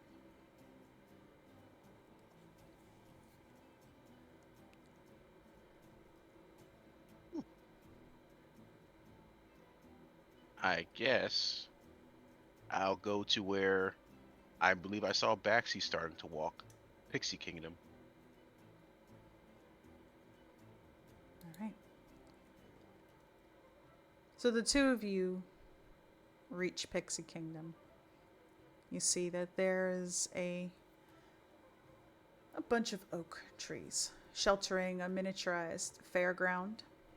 At its heart, a hamster runs inside of a tiny Ferris wheel, encircled by minuscule wagons and candy stalls. A pixie sits cross-legged in the hollow of the tree at the entrance to this little realm.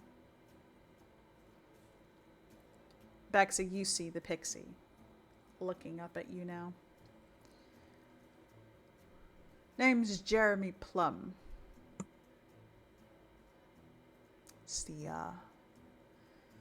This is the best thing you're going to find here. Promise you that. The best thing, you say? Trust me. Why is that? Nothing here can top this. Promise you that. There's some mighty bold words. Well, me and my son are looking for other people, but some enjoyment as well. It would be nice. So I'll accept this, whatever it is. Fun. Good. Before you go in, I suggest that the two of you pick a name. A pixie name, of course. And he holds out a sheet. You see that there's a bunch of names there. A lot of them are scratched out. You do see 8 names. You see Bright Mite, Cobweb, Cotton Candy, Dimple, Jellybean Starfish, Panache, Puddle Mud, and Toad Hop. Well, I'll ask little Leo what name he wants. And he smiles. Toad Hop.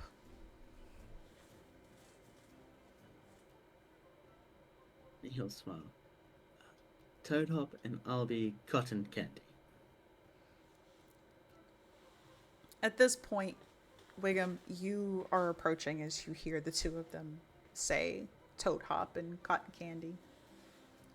You see the pixie handing or reaching out for your ticket.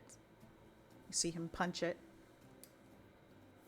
And then he floats up around you and begins to sprinkle pixie dust.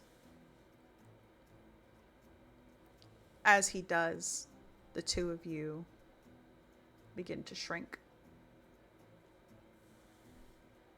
to the point that you are now the size of pixies, and Pixie Kingdom is the size of the carnival.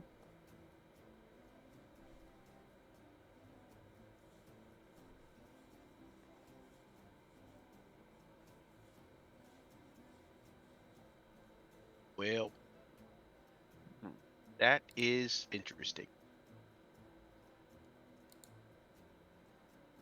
I can still see them, right? They're just the size of pixies. Yes.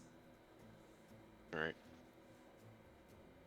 Well, I'm gonna just let Baxi do his thing. He has his son back, so I'm just let him hang out with his son in the miniature carnival. And I'll just find something else to do. Maybe talk to trees or read a book. All right. Wiggum, I need you to roll me a. Actually, no. You said your passive perception was 20. Mm-hmm.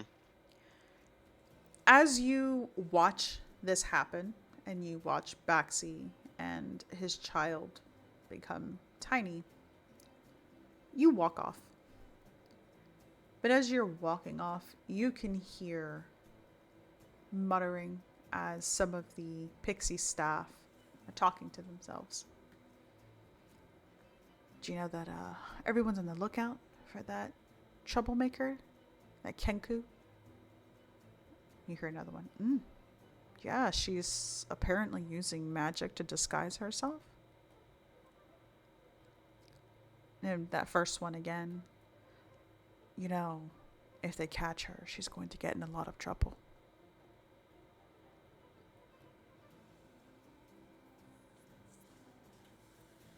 Wiggum kind of leans over one of their shoulders.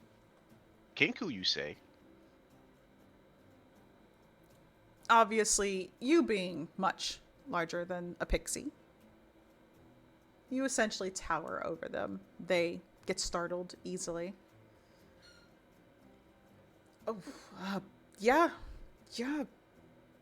Kenku, rules of the carnival don't sneak in. You need a ticket. And apparently, someone snuck in.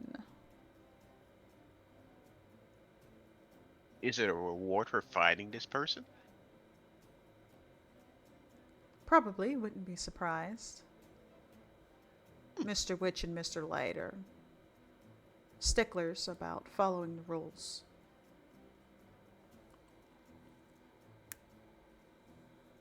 Well, I know what I'm doing for the next couple minutes, 30 minutes to an hour. You know what they look like. The Kenku using magic to disguise themselves. No. Well, no, what did they look like before they became a kenku? I mean, something else. Black feathers, brown feathers, white feathers. They were muddled like a pie.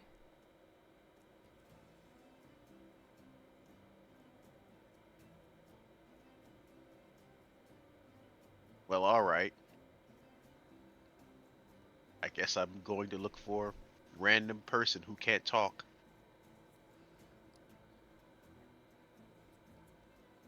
And so, Oh, wait. Hold on. Probably should I warn Baxi? Yeah, should probably warn Baxi.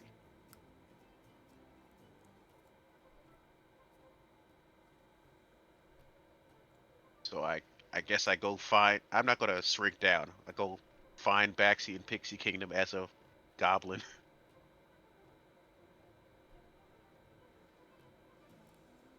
all right. So you are essentially trudging through Pixie Kingdom at this point. You see Jeremy Plum, the one who was speaking to Baxi and Leo. Kid flies in front of you. No, no, no, no, no, no, no, no, no, no, no. You want to come in? You need to drink the potion. Oh, well, I won't come in. I'll just tell. I'll ask you to tell that guy right there. Points to Baxi and Leo. Can you tell him that there's a Hinku that's stealing? What were they stealing? Voices or disguising themselves as? Yeah, they're disguising themselves and they're like a thief guy. Just be on the lookout.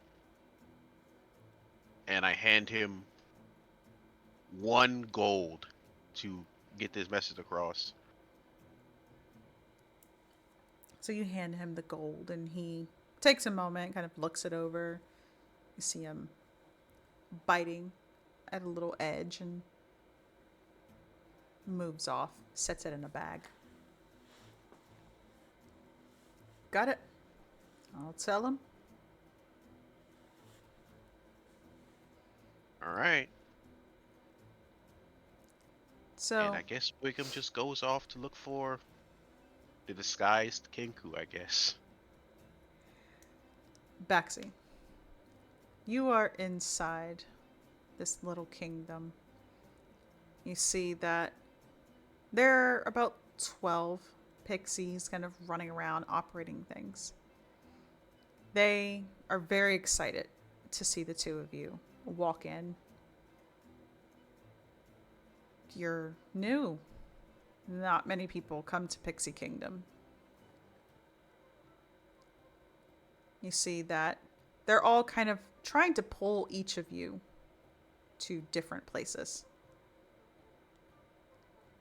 You see, they're trying to pull you over to this ride called a pine cone.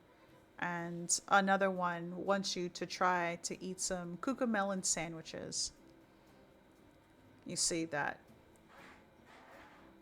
your son is pulling you over towards the big Ferris wheel that is run, operated by a talking hamster. He has a name tag on. It says Biscuit.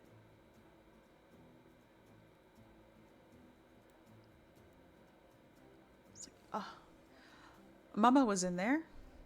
Don't know where she went. Okay. Oh, your mum's here. All right. Oh yeah. I'll look up to the hamster and the Ferris wheel, and I'll look down to Leo. Well, it's not as high as we've been before, but we can have a look around as a pixie to see if we can see your mother or sister if you want. And he smiles bright. Okay. Rushes over. Gets into one of the little lifts and waits for you to sit beside him. As soon as you do, the hamster starts to run again, and it's a very slow ascent before making its way back down. From where you're at, all you can see are mostly trees and bushes. But it's a carnival within a carnival. There are lights above, lights around. You see your son leaning over the edge and smiling. He just seems so happy.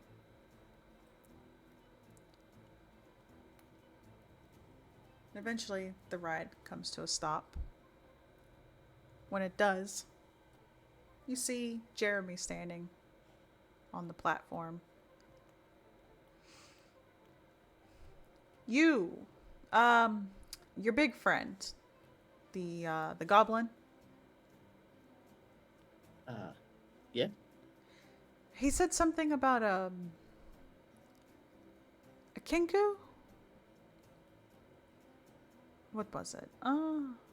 Kenku. Missing disguise. Disguise Kenku. He wants you to go and look for it. Look for Kenku. Yep. Okay. That disguises themselves? Is that what you're saying? That's what he said, yeah.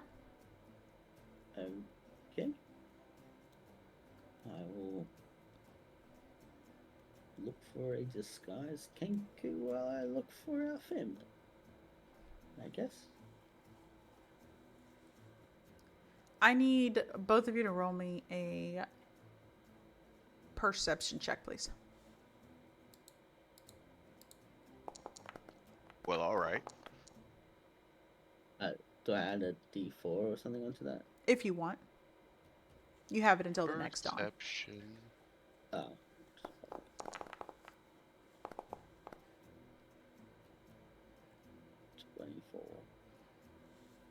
19. Both of you hear above the typical laughter that is here someone going, "Hey guys, look." And it sounds exactly like Teddy.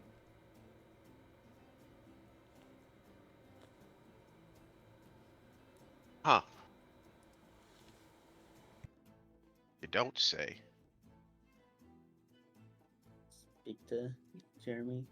Is there a way that we can turn big again? I believe you've ridden the Ferris wheel, and Biscuit did a fantastic job. You see the hamster kind of give you a nod. Yeah, thanks, buddy.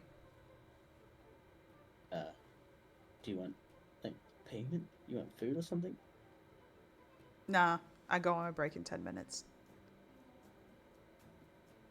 Righto, bud. Yeah, the hamster's just a guy. But Wiggum is making his way towards the person that has Teddy's voice. All right, I'm gonna need you to roll me an investigation, Wiggum. For you, Baxi, as you request to become big, you start to feel yourself morphing, your body growing. You can see Pixie Kingdom getting smaller. Same thing for little Leo. He also starts to get much taller. um, just as we're moving on, can Baxi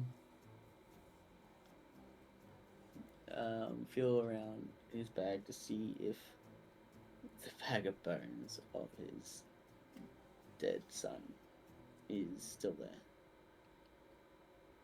You reach into the bag of holding and you start to feel for it, and you don't feel the bones.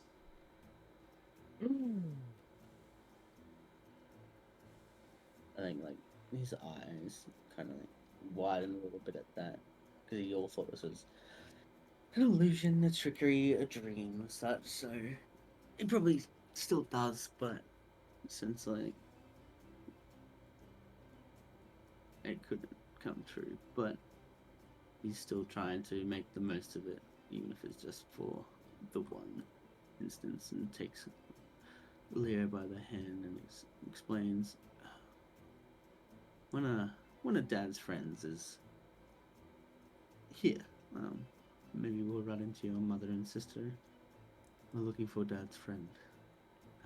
But while we're looking, think of another ride that you would like to go on with your family. And he nods, just very excitedly, kind of looking around. I kind of like just pick him up and put him on my shoulders. So, Wiggum, you follow that sound, making your way out of Pixie Kingdom, out into the main pathway, over towards the Hall of Illusions.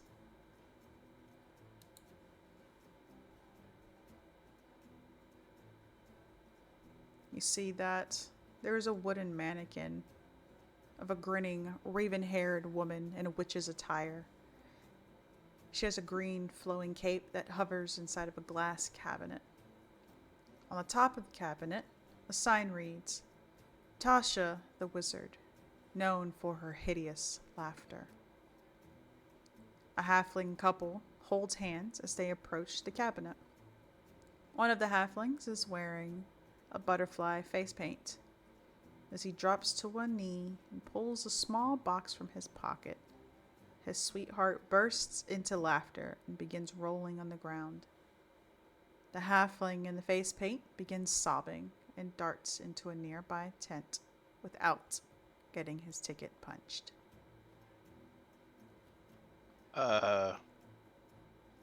Can Did I? it look like he was about to propose?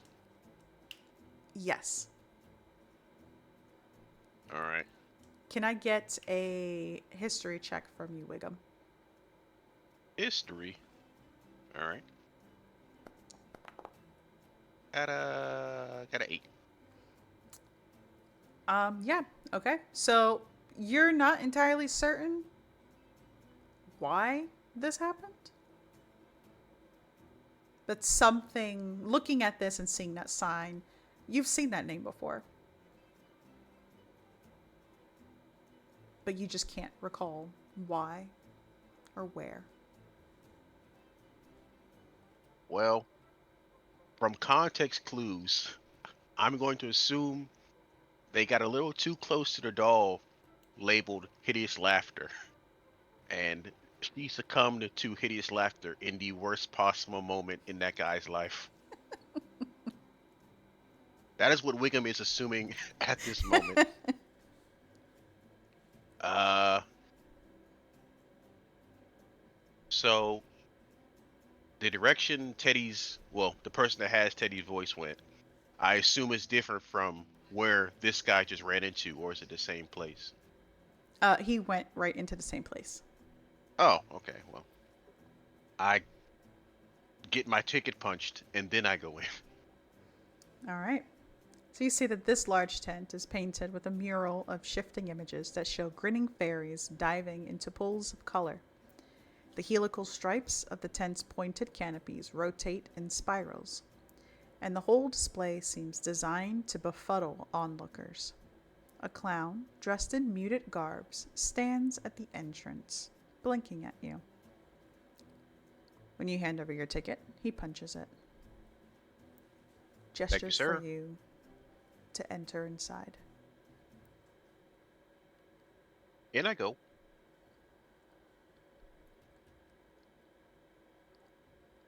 When you enter, you see that there are tall mirrors lining this tent. The mirrors near the entrance reflect you in your youth. Any wrinkles, if there would be any scars, are gone. But the further you go, these images begin to steadily grow older until the mirrors deep within the halls reflect you in your twilight years. You see yourself old, back bent forward, walking with a cane, your ears drooping a bit. The people that are in front of you, you see them watching themselves, kind of laughing. A couple of them seem almost contemplative as they're looking at themselves, at what they might actually look like when they become old.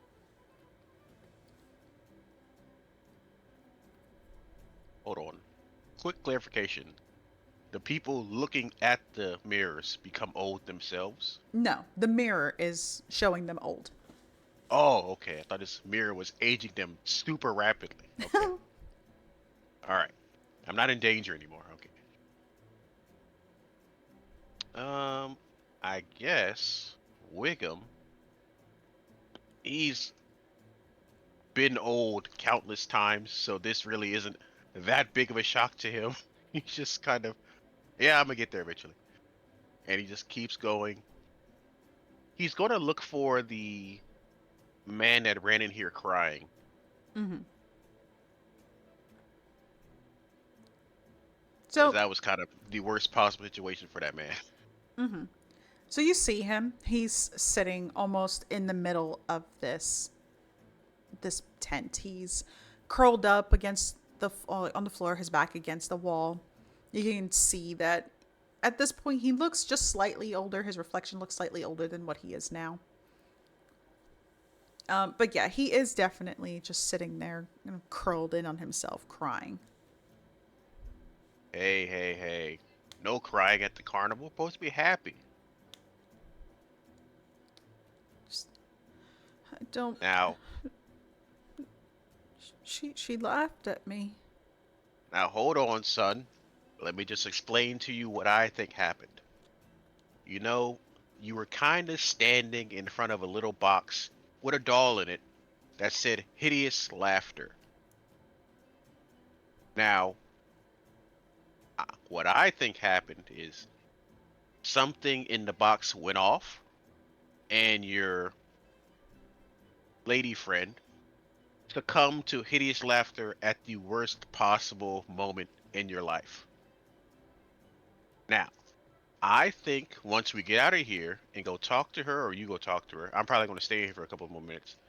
I think as long as you do that again away from the box labeled hideous laughter, I think it'll go great.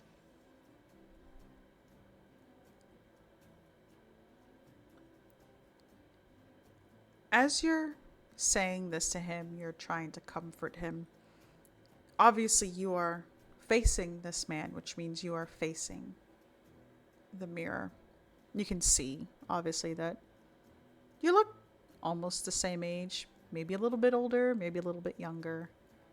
You're a goblin, it's hard to tell. Mm.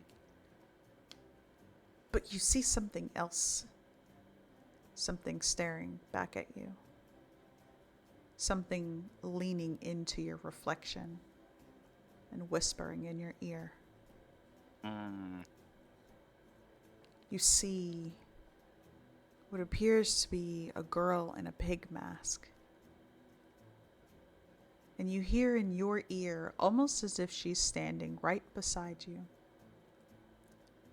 Do you have any regrets? Mm. Regrets? I don't think so. No. Everyone has regrets. If you follow me, I can help you fix them. Well, hold on, small child. Kind of helping this guy right here. He's fine. And she He's gestures over towards the entrance, and you see the young woman who obviously had left at the man. She's standing at the entrance. Reuben! Reuben, I'm sorry. Reuben, please. And the man almost immediately perks up as soon as he hears her. Ween?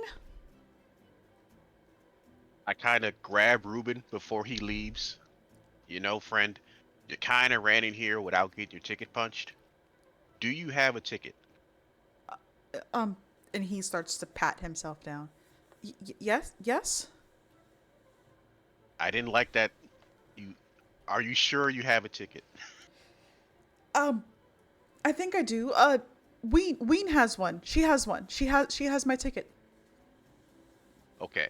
So, I don't want your relationship to start off on a bad thing. So, Wiggum takes out his other ticket. Take this. You should be able to get out of here safely with this extra one I have. Go propose to your lady friend and have a happy life, Ruben. And he takes the ticket, smiles. Thank you, child. And he runs out. I'm way older than you, but oh, okay, he's gone.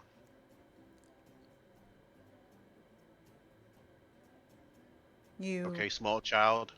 see the child holding her hand out. Wiggum, or no Wiggum, Baxi. At this point, you see these two people hugging outside of this Hall of Illusions. You see your son tugging you towards it. I want to go in there. Uh, you want to go into the Hall of Illusions? Yes, so much fun. I already went in there once. I only have one Oh, more. And he holds up his ticket. You see that it's been punched 7 times. oh dear. You've been everywhere. You sure you want to do that as your last one? Yeah. And he smiles. I got to see myself as a grown up. How did that look? Oh, I looked like how Mama described you. Damn. He, he like looks at the Hall of Illusions, looks back to there. What did your mama say about me? She said you were very nice. You you cared about people.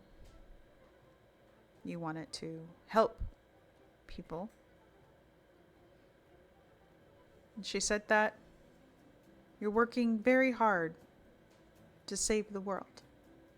Because you're a hero.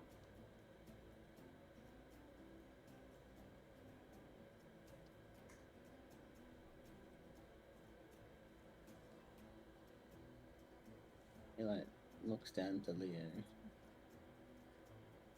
gives a sigh. I'm no hero, son. But let's head in anyway. And you'll take Leo's hand and go into the Hall of Illusions. And so the two of you make your way over to the entrance, and you see that there is a very small looking man. He's thin. All the color from him seems to be washed away. He holds his hand out, waiting for you to give him the ticket. Leo hands over his. You see that once the guy punches the ticket turns into a bat and begins to fly away. Of course, Leo giggles happily. He waits for you to hand over your ticket. And once you do, he seems very reluctant to punch it, but he does. Hands it back over to you. Do I make an insight check into why? Go ahead.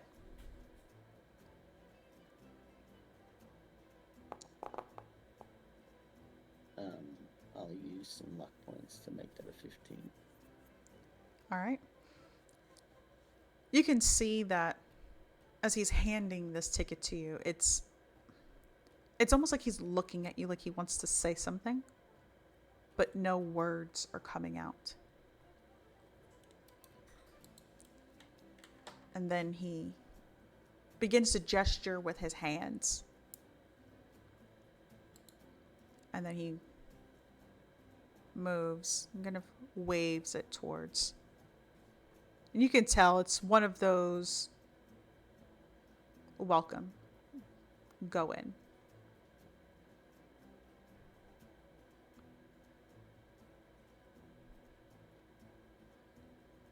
And of course, Leo smiles. He's a mime. Isn't he so funny? And looks to me like he's lost his voice. And you do that, you see his eyes. Not Leo's, the ticket puncher. His eyes get wide. And he nods. And then he kind of almost curls into himself and puts his head down.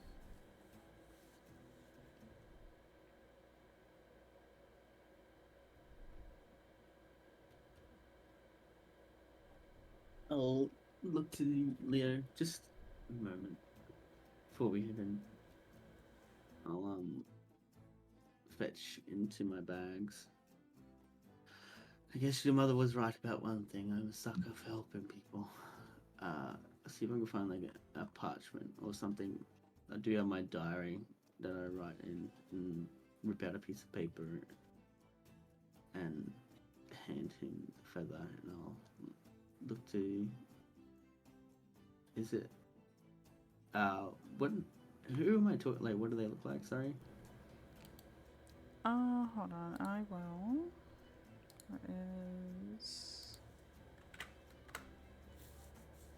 That is who you are speaking to. It's in Discord. Oh, okay. Not like a little fairy. I'll give him the parchment. a little quill or something that they can use to write and say, "You look like you wanted to say something, but it seems that maybe some trickery has befound you. Perhaps I can help." And he almost breathes out a sigh of relief when you hand him that parchment and quill. He writes down Candlefoot and then points to himself. You're Candlefoot. Huh. Well, it's a pleasure to meet you, and it's a fantastic name. Can you speak, or are you just a mime? Shakes his head no. You see him draw down very crude art of a bird's head. Oh. The Kenku that we're looking for. I think they then your thing to the Kenku, they know they can mime voices, and they or they use Teddy voices. And I'll look to Candlefoot. Did they use your voice and you can no longer speak anymore? Is that the trickery that has besieged you? And he nods.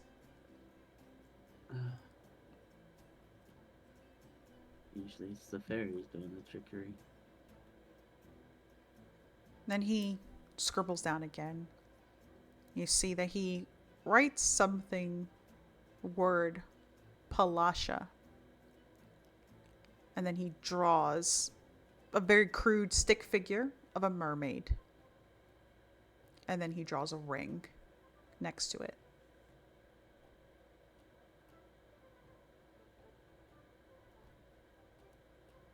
I'll look to Leo. Do you know anything about this? You've been to most of the rides.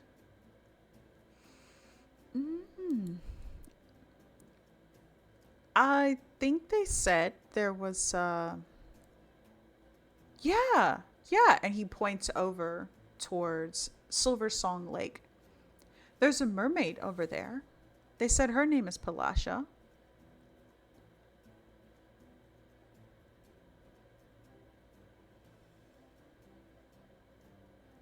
And do you think this Kenku's going to steal her voice as well? Is that why you put that there? You see Candlefoot shake his head, and he points to the ring again. And then he points to his finger, and then to the mermaid stick finger, or to the mermaid stick figure. Is the ring around the picture, or? No, it's like a wedding ring. Oh, you're married together? And he shakes his head again. Do you? Oh, okay. Welcome to D&D 20 questions. Okay. Okay. Confused why you're telling me that you're married to this person that lives in Silver Song Lake, Palasha, I believe. Do you want to go see Palasha? Is that why you're telling me? And he kind of makes a sad face, puts his finger to the corner of his eye, and mimes like he's crying.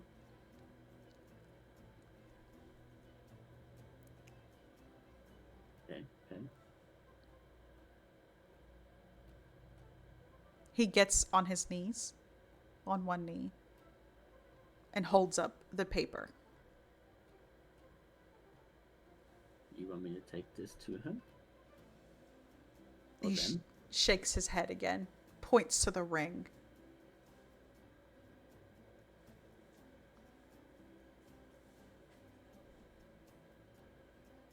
At this point, you see that there are two people near as they were exiting the thing. They're outside.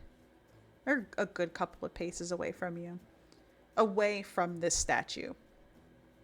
And you see the guy get on his knee and propose. The woman squeals happily, throws her arm around him, and you see Candlefoot pointing, and then he points back at the picture of the mermaid. You want to propose to Palasha? And he nods. Okay. But you can't do that because you lost your voice. And he nods again. Okay. Would you like me to help you propose to Palasha? And he nods and then shakes his head, and then he points to the picture of the bird.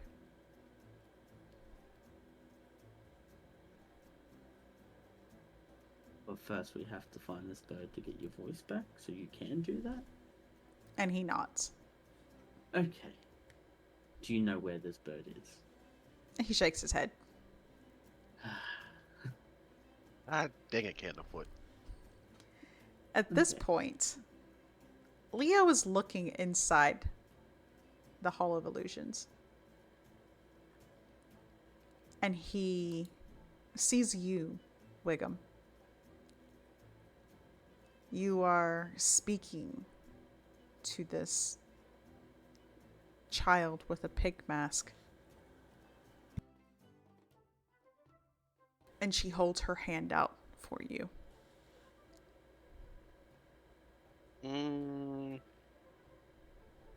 The last time I held someone's hand, I got teleported.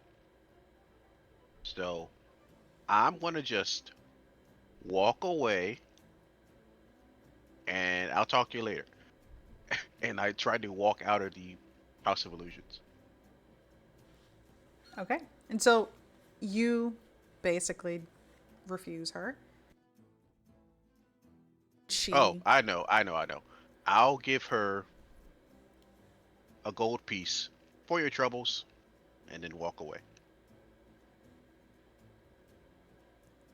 and you walk out. You see Hmm.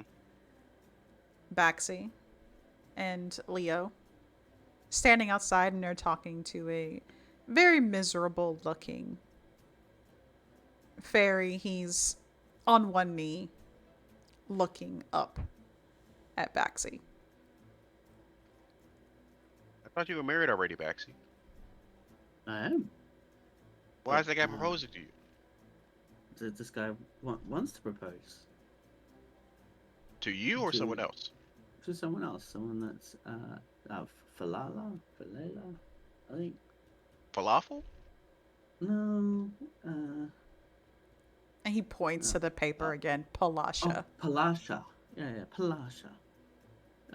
Apparently they are at the lake. But the bird, the Kenku, seems to stole his voice, and so he cannot propose. But he doesn't know where the bird is. Well, it is disguised. Can I go to Candlefoot? Were they wearing anything in that was very unique to them? Could you draw Candlefoot or write a word saying they are wearing something unique? You see him kind of thinking. He's now sitting on the floor, cross-legged, tapping the quill against his face, obviously getting ink all over it.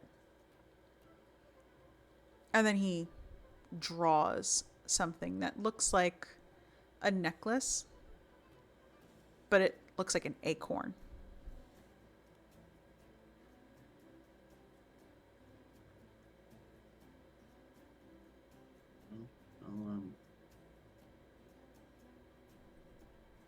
I'll cast locate object and see if I can find a amulet with an acorn on it.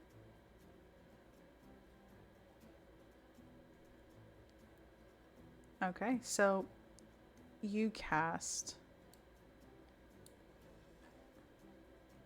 Ooh. You cast locate object. As you do, it and it begins to shine. You see that the map in your hand almost hums.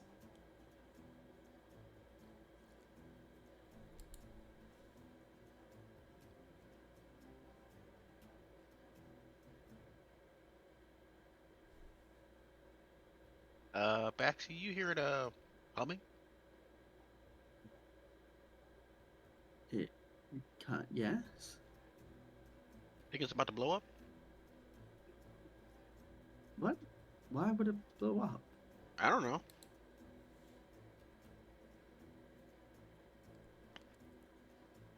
I'll look at the map. See why it's humming. When you open the map, you see that it's pinging at lost property.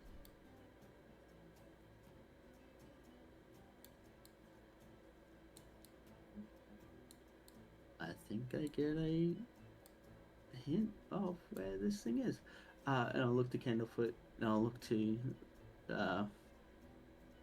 little Leo and say, could we hold our entrance? Could you remember that we are going to enter this hall? You punched his ticket, but we will come back to enter. And hopefully we'll come back with your voice. And he nods. We'll come back later, Leo. I've got a spare ticket anyway if we have to. But I think this is precedence. We're gonna do something exciting. We're gonna bring back a voice to a fairy. And they're going to get married. And obviously, the thought of going into the Hall of Illusions seems to fly away from his head as this chance to embark on this mystery, become his own hero, seems to have taken hold. And I'll kind of like give Leo the map, chuck him on my shoulders. Lead the way, boy. And I'll start like galloping like a horse. Wiggum walks a little bit behind Baxi and sees him happier than Wiggum's ever seen him since he's known Baxi. And he thinks to himself, this is a good trip to the carnival. Let me get investigation checks from both of you. Investigation.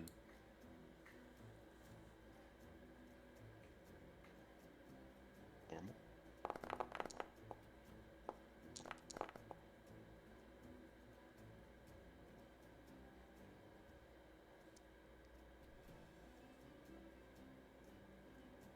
All right, so Baxi, you with your son on your shoulders galloping away.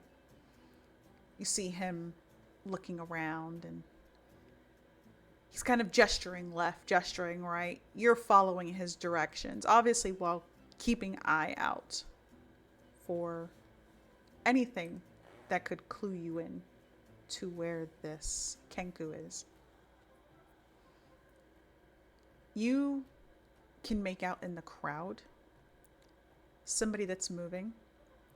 They bump into someone else, and as they bump, they kind of turn slightly.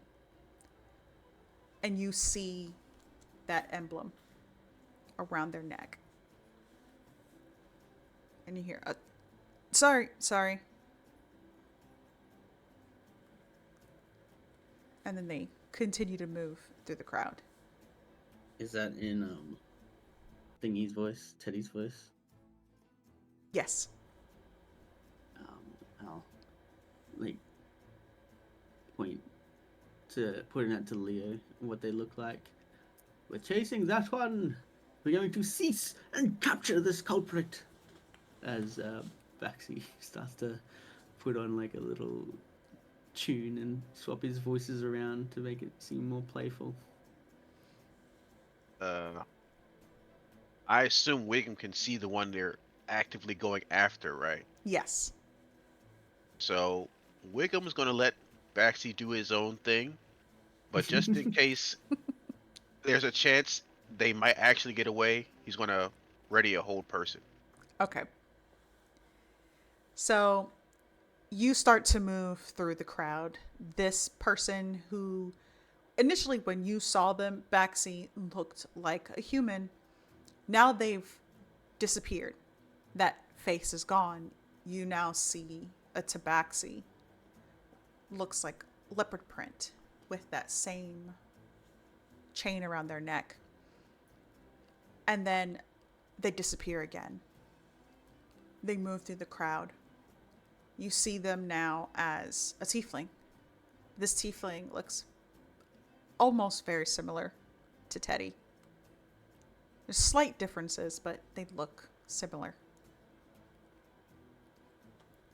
At this point, they notice that you are following, and they break into a full sprint. Well, Hold on, boy. um, and he'll go into a full sprint as well, stopping the galloping and almost come predatorial as he likes to leaping from side to side. If he goes to a tree, he goes, "Oh, I'm sorry, tree, you are magnificent and wonderful, but I am using you to capture a deceiver of love," and he like launches away. man, Baxi took a whole 180, 180 again, and then just turned around. But Wiggum's trying to keep up. If it looks like he's gonna lose him, he's gonna cast hold person All right. Yeah. because I don't. So These if you, this guy gets away, he's gone. He can turn to other people. yeah, you definitely catch them as they're shifting again into a different face. You see that Baxi is being stopped every once in a while, having to speak to these trees and compliment people. And then, as this person is morphing into someone else, you cast hold person. And let Stop! me. Stop in the name of me. Jesus Christmas. A DC 17 wisdom save. Okay. Mhm.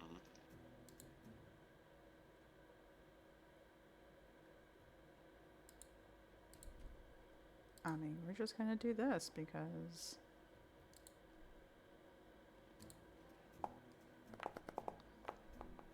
Oh, okay. And they Phew. fail. That was almost bad, Baxi. They. Their whole body locks up. And then they hit the ground. Get him. Wrap him up. Stop in the name of love. You see that people were kind of looking around, like, what's going on? But nobody really seems to get involved. They just kind of think that this is a part of the carnival. There's obviously a round of applause as all of you make your way over to this person who is now bound, paralyzed by hold person. And then they continue on about their business. And so you see the Do you person. have any rope? And you should Yeah. all have rope. Yeah. All right. I wrap him up. I don't think I got a manacle somewhere. So Yeah, I got rope. you bind them up. Of course, the people aren't alarmed by this. Where are you taking them? I would assume back to Candlefoot. Handerfoot. Gotta bring back the love.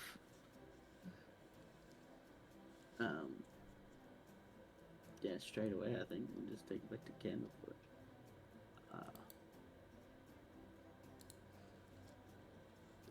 As you go and take them back, you hear just, please, please. This is in Teddy's voice. We're gonna Probably talk not your about best that option. after. Probably not the best option to choose.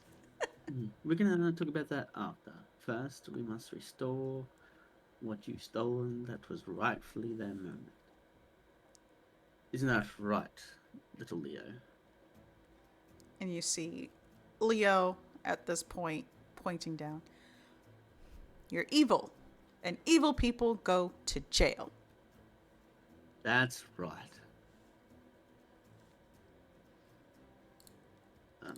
This dragon, this Kenku, straight to Candlefoot. So you head over to Candlefoot. He is continuing on his typical business. He is punching tickets, letting people in.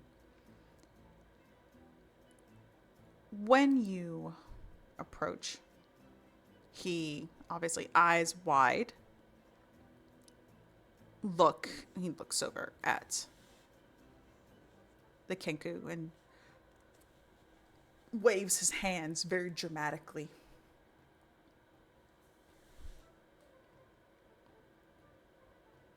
Well, I don't know how to get your voice back though.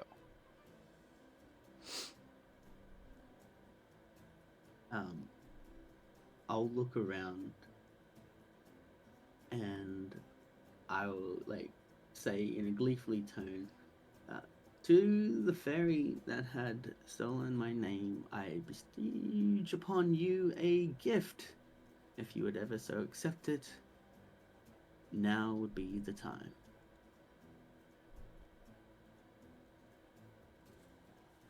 He was Right. just behind you the whole time. And you see the person for the creature morph into a Kenku again. You see Candlefoot walk up, snatches the necklace. He puts it on. And then, oh, thank goodness. Thank you so much. Well, the pleasure was ours. Does that amulet just restore yours, or does it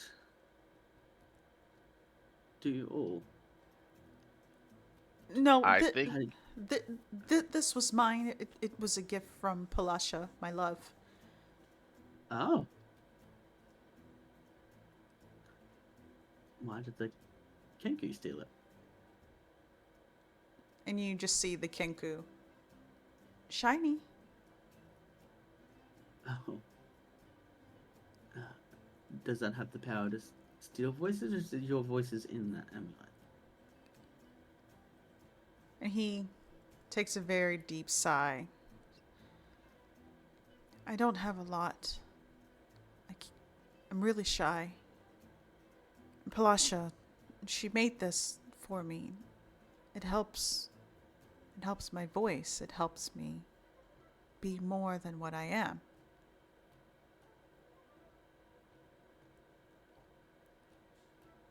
Well, once we sort this Kenku out and you finish your duties on the Hall of Illusions, we will make a grand gesture to this one Palasha and make sure that your proposal is as grand as your love for her is.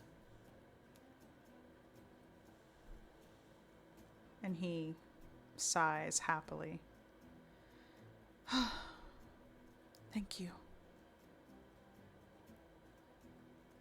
You see the Kengu obviously wriggling, trying to free itself.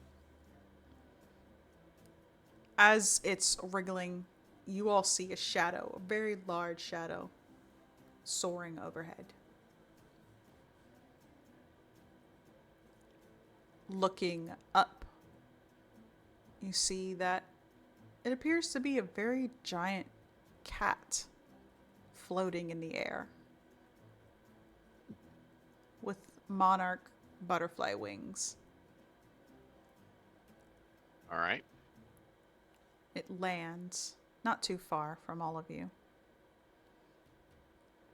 At this point, now that it's close enough, you can see that this is most certainly a displacer beast with fabric monarch wings strapped to its tentacles.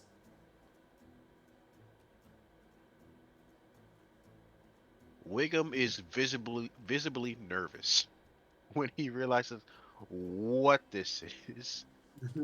Kind of takes a step back. Um, all right then. That's there. I'm gonna stay over here though. And that's why they put wings on everything to make them seem less scary. As it lands, you see two small children pop up from a saddle on its back. They get down, and then they run over, and you see them running over to a woman. She has some drinks in her hands, and they're laughing. Just, Mama, Mama! And of course, the woman greets the children, and then she walks over to the displacer beast, bows her head, and then she places some coins into the pouch around its neck. Thank you, Der Legrand, for watching, my children.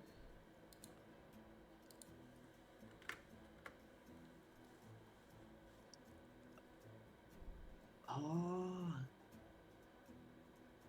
Do they like fly from around the lost property? Or come from the lost property area? Yes. Okay. And I'll look to Delagron. Not sure if you can speak or understand, but know that returning, I assume, lost children to their family is a very noble and great job. Don't perchance know if you have a child in your possession that is named Catherine at all? And what language are you speaking this in? Common? He only knows Common and Leonin, so it would be Common. Okay. You speak, and you see it tilt its head. It opens its maw to speak, and it's just a rumbling, purring sound.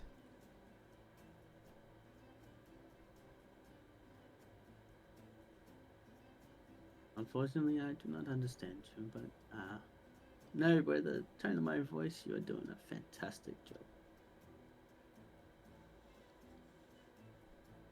And Der Legrand looks over to you, Wiggum. You Takes a see step back again. it licks its teeth. And then it gets up and makes its way off into the crowd.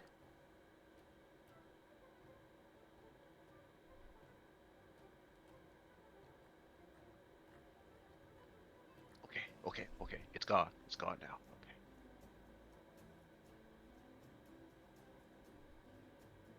Um, well, we have a grand gesture to make, but first of all, I think I can grab some food and talk to you, Mr. Kenku. If you have a name, probably best to say it now until we get a ferry over here and you lose it forever.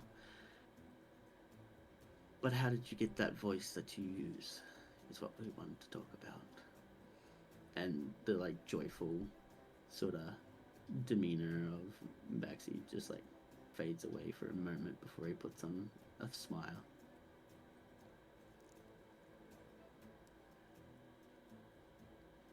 Teddy. Mm-hmm. Teddy's here? Here? And then the voice changes to a deep, gruff voice. Wandering in the woods. Alone. It changes to something almost robotic. many people wandering.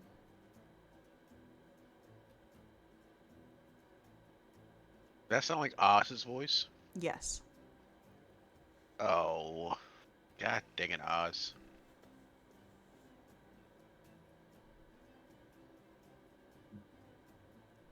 So this thing just did the gruff voice sound like Gruel's voice? No. Okay, okay, okay. So either Teddy's soul or whatever is here, or this thing can just take people's voices from random places. I believe Kenkus can mimic, and that's how they speak. Oh, but this thing had like a necklace thing that had that guy's voice in it. That was gifted to them by their other half that gave them a voice. Candlefoot explained. Oh, oh, And then you I hear see. a very feminine voice that the two of you have become acquainted with. Baxi, more so you. You hear Demetria's voice. You're going to help, yes? It like slightly tightens on the Kenku. It's like too Bad choice, tight, bad too choice, bad tight. choice. Different voice, different voice. Then it changes to little Leo's voice. It's not better. Look, Too tight. Please Uh, stop. Oh God, stop. No, different voice, please. I might loosen up a bit. And then, how tall is this Kenku? The Kenku's medium height, so I'd say about 5'6".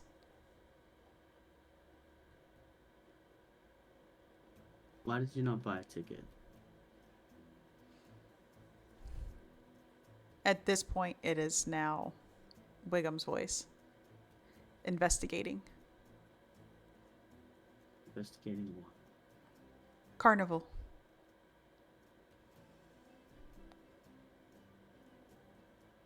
Why?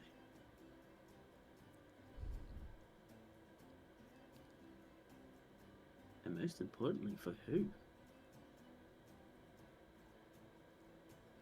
Watch. And then you see its eyes looking around. Tick tock, tick tock.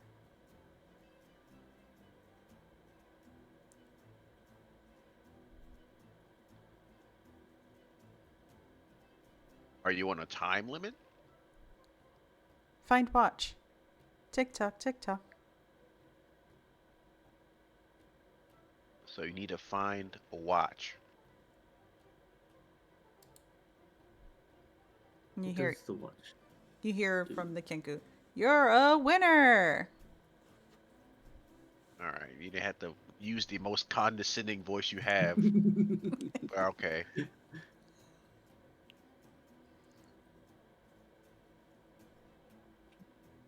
So is it a special watch?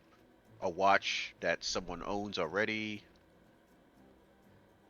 And from behind you, you hear little Leo. Mr. Mr. Witch has a watch?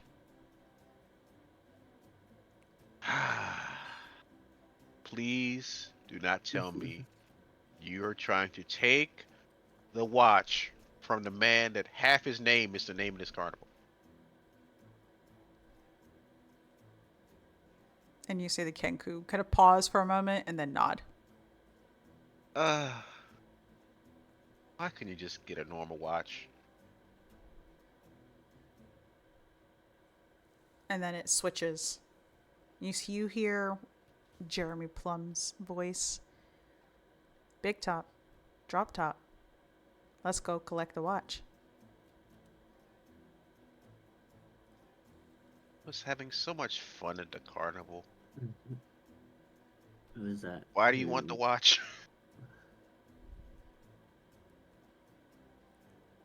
Payment. Money. Money, money, money.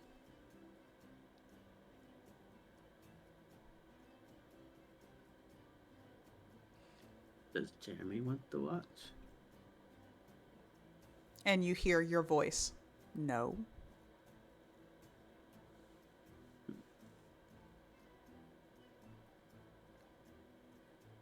Who wants the watch? Just you? And you hear a very beautiful, almost lyrical voice say no. Then who? And then a very deep, gruff voice again. Mr. Burley. Who the heck is Mr. Burl?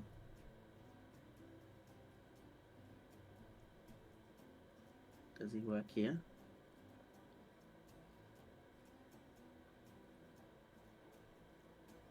And then you see Kinku's eyes close. And bird-like at this point. Can't speak. Meet Burley.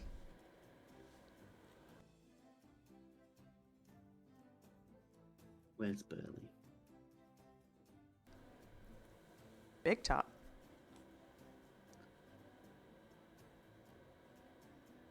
Is he behind Big Top? In the staff area? Is he like next to the map? Or in the Big Top? Big Top. In Big Top. Big Top. I like look to Wiggum. What do we do with this Kenku?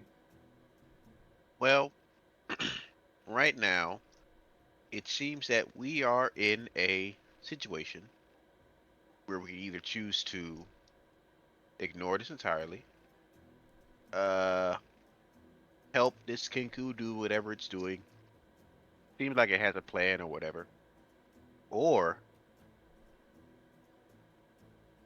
I don't have a third option. Your dream. What was the dream about? The dream. My dream was Mr. Light was eating soul fruit that were screaming in pain.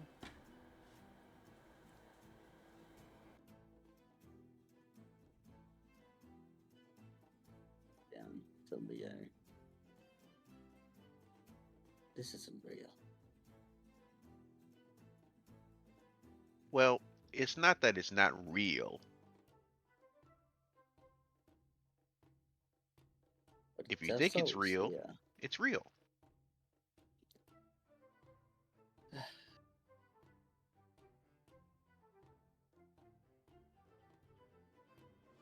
We're probably laying face down in some muck in a forest right now. No, no. Wiggum tries to pinch Baxi. He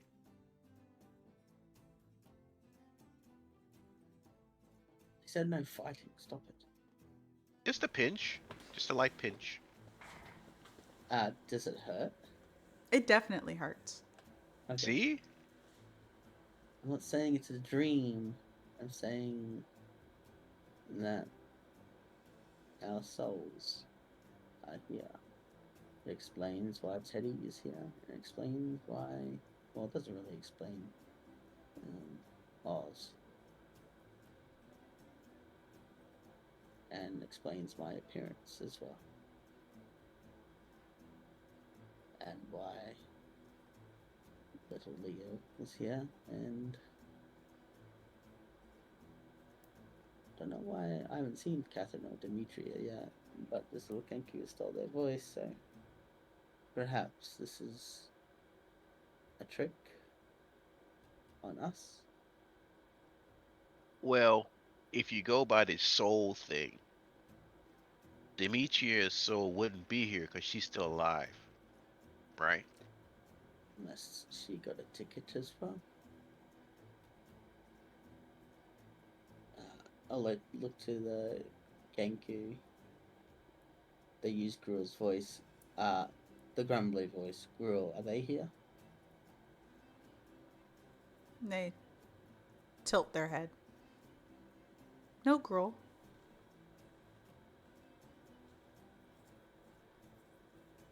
Okay.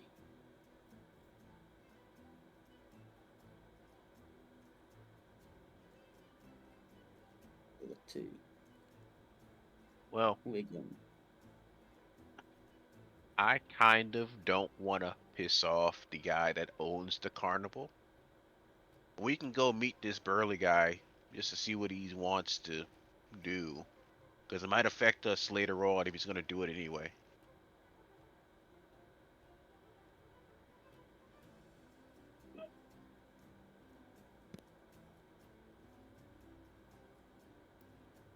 And if we don't like what he's selling, we can just leave.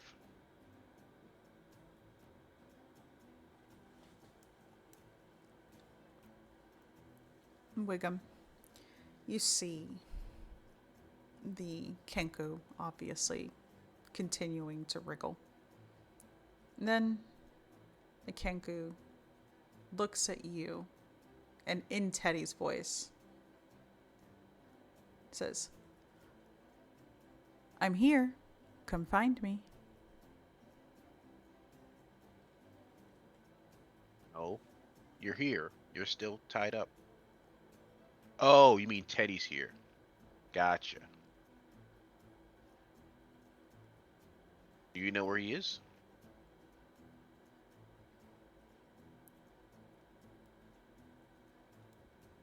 In the woods.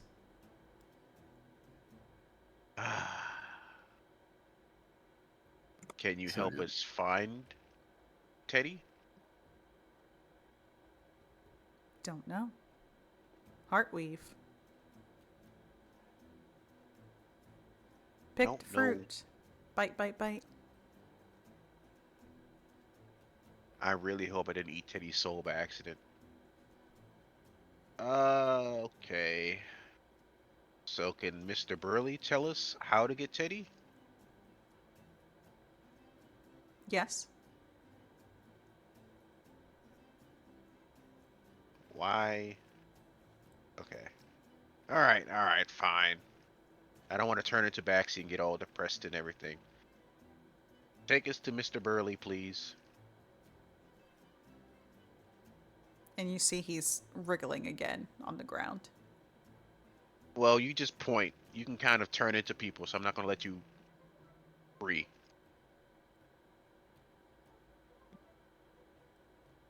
I You just, kind of make it so he can walk or she can walk, mhm. but they can't get away. I've untied their legs, but their top half's still tied, and I have a rope All right. like a kinku leash. You get them up and kind of having them lead while bound. You see them start to make their way towards the big top. As they head to the big top, you see that there's a really big kind of display that's happening right now. People getting people noticing kind of like the sparkles, the fireworks that are happening from the big top, drawing their attention, bringing them closer to it. You, at this point, realize that something is about to happen. And so you all make your way over there. And as you head into the carnival, that is where we're going to end session. Oh, Baxi talking to his ghost kid.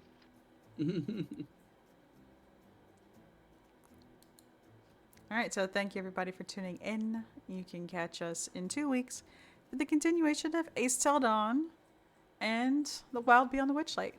Looking forward to seeing you then. Bye bye.